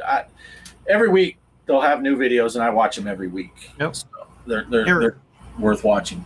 Remember me and you and Poe? I did not know we watched the same guy on YouTube, and he has remember the horror stories. Oh yeah. Former U.S. Navy SEAL. Oh my gosh, it is amazing how you can know someone's name until you go to say it. Yeah. Oh man, it just did a drive-by in my head. Mr. Ballin. Ballin, yeah. Yep. Yeah. He's got a wonderful channel. I usually watch that too when I'm at home. Mm-hmm. It's fascinating. You can actually get a horror story about potatoes that kill you. Or lots of stupid stuff you could do in real life occurrences. Or like, man, I don't know about, when he's telling the story that person should be doing it, and they do it. Right. And you kind of learn a lot of life lessons. I kind of like base a lot of the decision making now from his stories, what not to do. It's like, hey, you know what? If I go hiking in the mountains, it's probably a good idea to bring food, water, not just like, it's going to be a quick hike. I'll be back in no time. And then you end up dying in the story. Right. So, here, I'm going to pop this up too real quick. He does a lot of this. Tubi. Oh. And if you're not familiar, Tubi, there's commercials, but it's free. Yeah. And he does a lot of what's new on Tubi this month, horror movie based. And then there's another guy I watch that's just general movies. He'll talk about and he talks about all the streaming services. Yeah. What's new on Netflix this month? What's new on Paramount Plus this month, and all that stuff. But this guy, he talks a lot about the new releases. That's Ghost Pirate. He talks a lot about what's new on Tubi that are worth watching. Poe says, my nephew worked at Movie Gallery. Every weekend he would give me the new releases that were coming out in a few days, and I would burn them all. Poe's a pirate. Yeah. Poe, do you know Casey out in the high seas? Casey's looking for booty. Yeah. Some of this stuff, and I always said when I pirated I would burn DVDs and stuff too, but not the stuff I would have bought anyway. That's kind of how I justified my piracy. It's like I wasn't going to buy that movie, so if I burned a copy, they didn't lose anything. Yeah. And if I liked the movie, I went and bought it. because I wanted to have the box art and all that stuff, and have it complete in box, as we like to say in the retro gaming community. Complete in box is much better than just the disc. So I still would, and even to this day, even though I haven't had a DVD player or Blu-ray or anything, any way to play DVDs, in 7 years now, I don't have one. I still have like 150 DVDs that I kept when we downsized. I don't have the boxes, I don't have all that stuff, but I kept the discs in a binder type, photo album thing, like Flick Connection. That's who I was talking about, Derek. Flick Connection. That's the guy that talks about all the different streaming services, and it's not horror based. Awesome guy, and he makes cool merch that it's a play on words with a movie. He debuted it at Christmas time, but you can get it all the time. It says Saint Nicholas, and it's Nicolas Cage dressed up in a Pope outfit, so it's Saint Nicholas. It's awesome. But when we downsized to move into our motorhome, I gave away about 1,200 DVDs. Oh wow! And I kept about 100, 150 of them. The big one, Back to the Future, Star Wars, stuff like that. I kept a bunch of those, which I still have on my hard drive that I have connected to the TV. I don't ever watch the DVDs because I just have them on a hard drive. So some of that stuff, if I ever got in trouble for pirating, it's like, well, I own the disc. I might have downloaded the file off the bay, but I own the disc. Yeah. I have a special folder on my movie drive that's called Awesomeness. And that's where it has all that stuff, like the Star Wars movies, the Back to the Future trilogies, all that stuff that are just Indiana Jones, the classic, really awesome movies. They're all in that one. I think all the Harry Potter movies are in there. Kelly's a huge Harry Potter fan. But yeah, Flick Connection, he's funny, and he has a lot of that merch that's a play on words. Like I said, Saint Nicholas, but it's Nicolas Cage. And that's the only one I can think of off the top of my head. But he has a bunch of those things. I know, like for mine, I have like a lot of physical collection. I think Poe's the only one that's been to my house, so he's seen all the movies I've got. I even stored some. What's kind of funny, my wife has her own living room, and she had like that drawer with, you can stick movies. I stuck a bunch of movies in there. It's like, oh, my movie room's kind of overflowing with films. So I kind of stuck some of the films over there. I put the family friendly stuff in that one, and then in the arcade room, I have a lot of the the Roger Corman type films, the schlocky films in there, and also do you remember Full Moon Entertainment that did Puppet Master? So I have some of their films in there. Who's the lady that played, or the girl that played on The Exorcist? So Linda Blair. So I started collecting movies from her when she was older, past 18. So I did not know she played in a lot of horror films. So I have some of her movies. I think one of them was Savage Streets or something. Where her sister gets murdered, and then she goes hunts those people that had raped her, and then she kills them with a crossbow. And it was Linda. I'm like, holy smokes, this is Linda Blair from Exorcist. So from The Exorcist. She's like a vigilante that hunts these guys down, in the movie. So I ended up buying that, and I looked at some of the other films. I'm like, oh, I haven't seen this from her, and did not realize she played in a lot of horror films when she was older too. Yeah. Some of them she got her boobies out too. Was it Hellgate? Hellgate was, I think she was in that one too. Have you ever seen that? Where there's a woman holding on to the gate and it's locked. It says Hellgate on it from back in the VHS days. Oh, I don't. That was and she was in that film as well. Streaming app Movie Vault has a ton of great old flicks, multiple genres. Oh, nice. To check that out. Yeah. And I think I was telling Kelly the other day, I think part of the appeal when we watch reactors. Some of them I want to watch their actual reactions, you know, and certain parts of the film, you know, something's coming up. Let's see how they react to this. But sometimes it's almost like you're watching the film in fast forward mode because you're just seeing clips. They go through the whole film, but their whole video is 45 minutes. Yeah. But you know the movie so well that you're kind of filling in the blanks, and it's almost like, let's sit down and watch that movie without watching the whole movie. Yeah. Well, they have to do that because otherwise they'll get like copyright. Yeah, they'll get copyright. So they have, I think, what was it, 8 seconds or something? Because that happened to my Mad Max video I did with the Mad Max Games Explained. I had to pull that off because when I had cleaned it using the YouTube tool, it took some of my lines, so it really messed up that video. So I actually had to put it on private on my channel. Oh. But yeah, it's like, pulling way too long because Warner Brothers does not like if you pull some footage from Fury Road. And I think I had a little bit longer than 8 seconds or something, or maybe 10 seconds from the film, which now I know not to grab too long of it, just a small snippet, and then talk over it without having the movie audio. Yeah. Then you're safe. You can actually talk about movies, but I think that's what they're doing, and they have to cut it. And same thing with was it Grand Theft Auto 6? You cannot show their trailer, otherwise Rockstar Games will flag you on it. Yeah. Oh, I remember the other lady. Do you remember Linnea Quigley? LINNEAQUIGLEY. Let me see. You see her, you'll probably recognize her. She's one of the original Scream queens.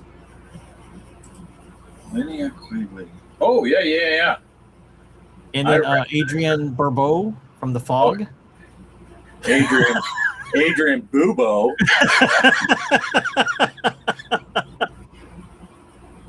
Yes. She was in The Fog. She was in the Swamp Monster guy. Swamp Thing. Yeah, Swamp Thing. And then Cannonball Run with the Cannonball Lamborghini. Get out of this ticket. She's into him, gets him out, and then it's a female cop. Spoiler alert. Sorry. You shouldn't have to do spoiler alert for movies that are more than 40 years old. Yeah.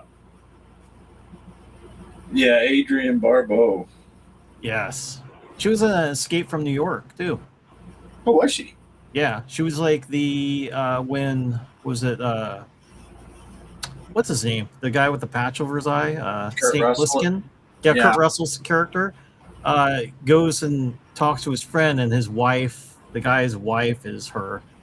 And she's wearing that outfit, kind of like you see her in the movies. I've actually never seen that movie. Oh, it's a good one. You should watch it. And it's a John Carpenter film.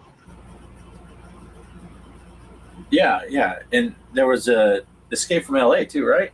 Yeah, and that's the one he didn't want to do because he's like, I already did Escape from New York, and they're like, oh, we want you to do another film because that did so well at the box office. Right. So he actually made a parody of it, making fun of the, like it's a sequel, and he made his characters way too cartoony.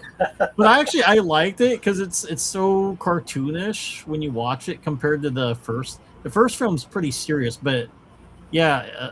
LA is a little bit more cartoony, but I actually enjoyed that one as well. I'm scrolling down here. I recognized, however you said, Linnea Quigley. Yeah. But from the first few pictures I saw, I didn't know she was the girl that was dancing naked in Return of the Living Dead. Yeah, that's her, the punk rocker lady. Yeah, that's her. I saw a picture of it, and it had her older, and then I'm like, oh, it's her. Wow. I mean, I recognized her as the older person too, with her regular blonde hair and stuff. I'm like, okay, yeah, I know who she is. I did not realize it was her though. Yeah, she played in Silent Night, Deadly Night, and Night of the Demons. Night of the Demons, Nightmare Sisters. Yeah, I have that one. I got that on Blu-ray. Creepazoids. Got Savage that one too. Streets. Got that one. Sorority Babes and the Slime Ball something. Bolorama. I got that one too. That was from Full Moon Did it? Entertainment. Yeah. Vice Academy. Oh, I need to get that one. That's like a Police Academy ripoff. Yeah. With them in it. Yep. Silent Night, Deadly Night. Yep. That one, Silent Night, Deadly Night. That one was one of the most frustrating movies that I watched reaction to, because the younger modern audiences, if you're watching, which is a lot of the reactions we watch is because we want to see, whether it's music or movies, we want to see what like the millennials or Gen Zs think about the music we listen to. Introduce them to Iron Maiden, see what they think. They do not appreciate gratuitous nudity at all. And it will ruin their whole experience. And some of them, the whole movie, they'll still be talking about the booby scene from scene 3. And you're like, but watch this. He's about to get him with an axe, and you're still worried about that girl's boobs from 20 minutes ago. What is they just it's so amazing. And for me, I find it odd that they will be so highly offended, I guess, by some boobs on a movie, but they think that their 20-year-old friend who just started an OnlyFans is empowering. It's like, so this is bad, but this is good because she's what? And I get some of it. They say, well, those girls were pressured into doing it and blah, blah, blah. Yeah. It's like, well, they could say no. They wanted to be famous is why they did it. There were, I'm sure, for every girl that we see in one of those 70s and 80s films where they're naked half the movie, there were probably dozens that said, no, I'm not taking that role. Yeah. I don't want to do that. So if there's too much nudity in some of those movies, the reactions are no fun because especially Gen Z kids, they get butthurt over it and they don't let it go. It's like, and sometimes it's a joke that it doesn't fly so good now. Maybe it's, but back then it was funnier.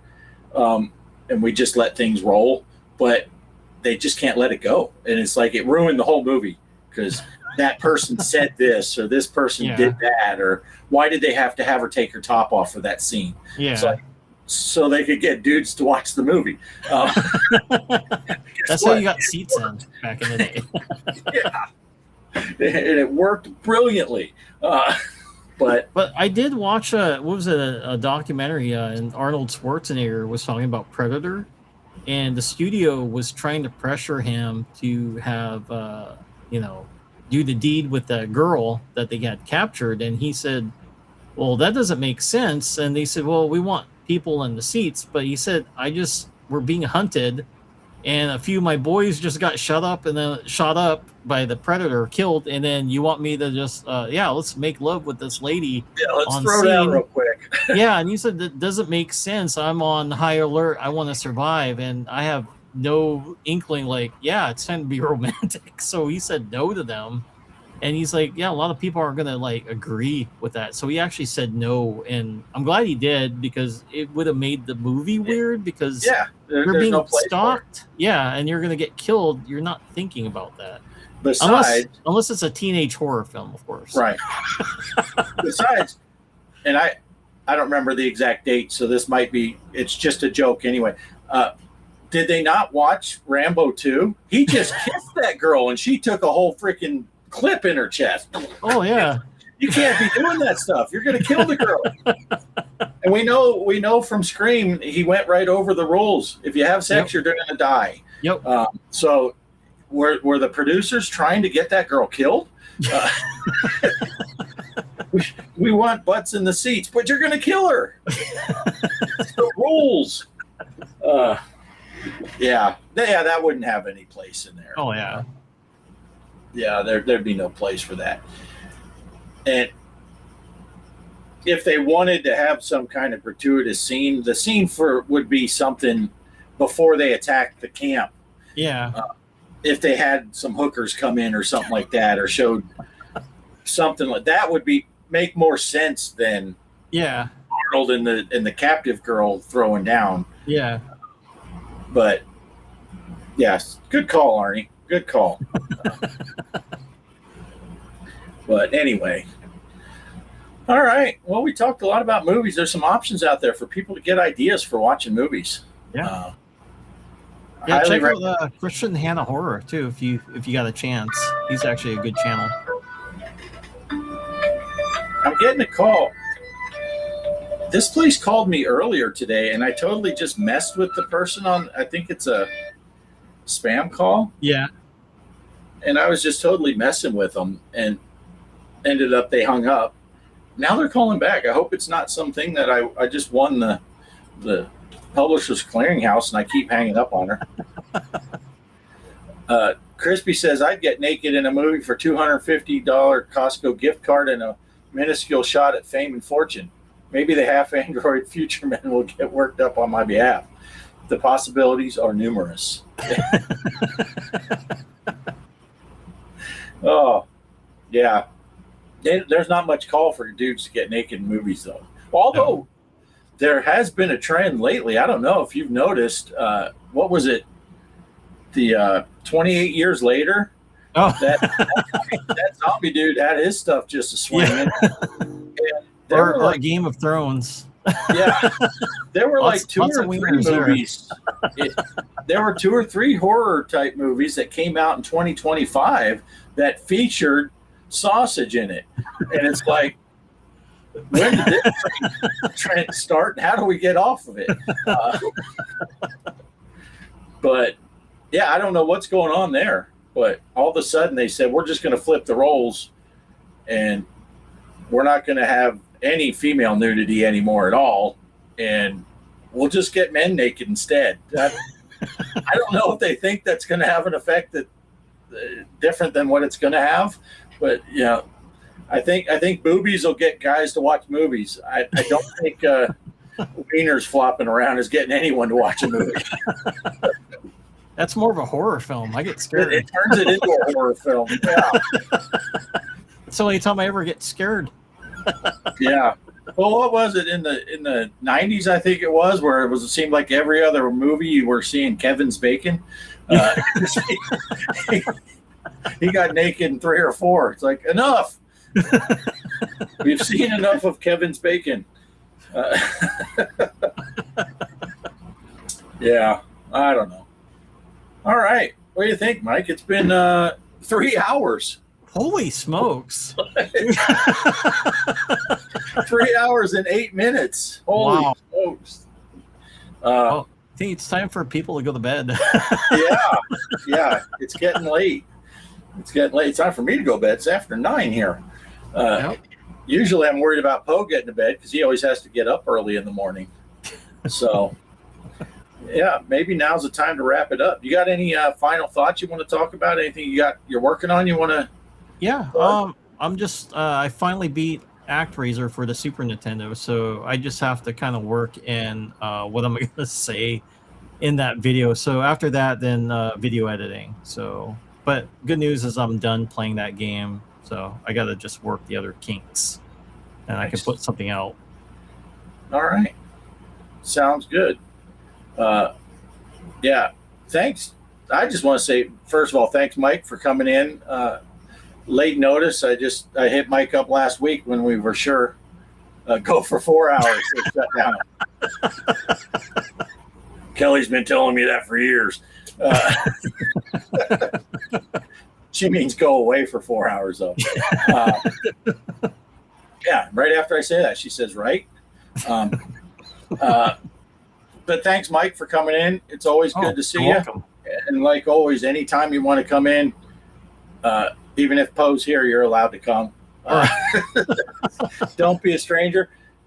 And for the people in chat, thanks for sticking around 3 hours. It's been a long stream, a lot of fun. Thanks for the participation, giving us ideas of what to talk about. Yeah. Crispy, maybe they pay me by the pound. Yeah, I don't know if it's a pound based on below the waist. I'd end up owing them money. But thanks for everyone for showing up and sticking around. We are now to the best part of the weekend. the outro. Poe will be back next week, and I think we are going to have a guest. Bears fan Goomba I think he's going to be on next week's show, unless something happens in between now and then. Make sure you catch all the other people that stream all during the week. Everyone's streaming. We all know. Links are in the description. Subscribe to all those people and click the bell, and then you'll know when they're streaming. Other than that, I think we're out of here. Yep. All right. Thanks for watching. We're gone. Yeah. Thanks for stopping by, guys. We hope to see you next week. Hanging out with Poe and Offgrid. Yeah, the retro game stories. You know what they did. From Atari to Zaxxon, every secret unwound. Best closing credits theme. The baddest around.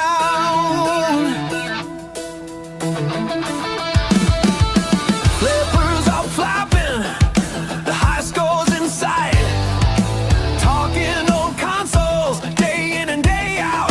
Through the night, every bottom pressed, every cartridge blown clean.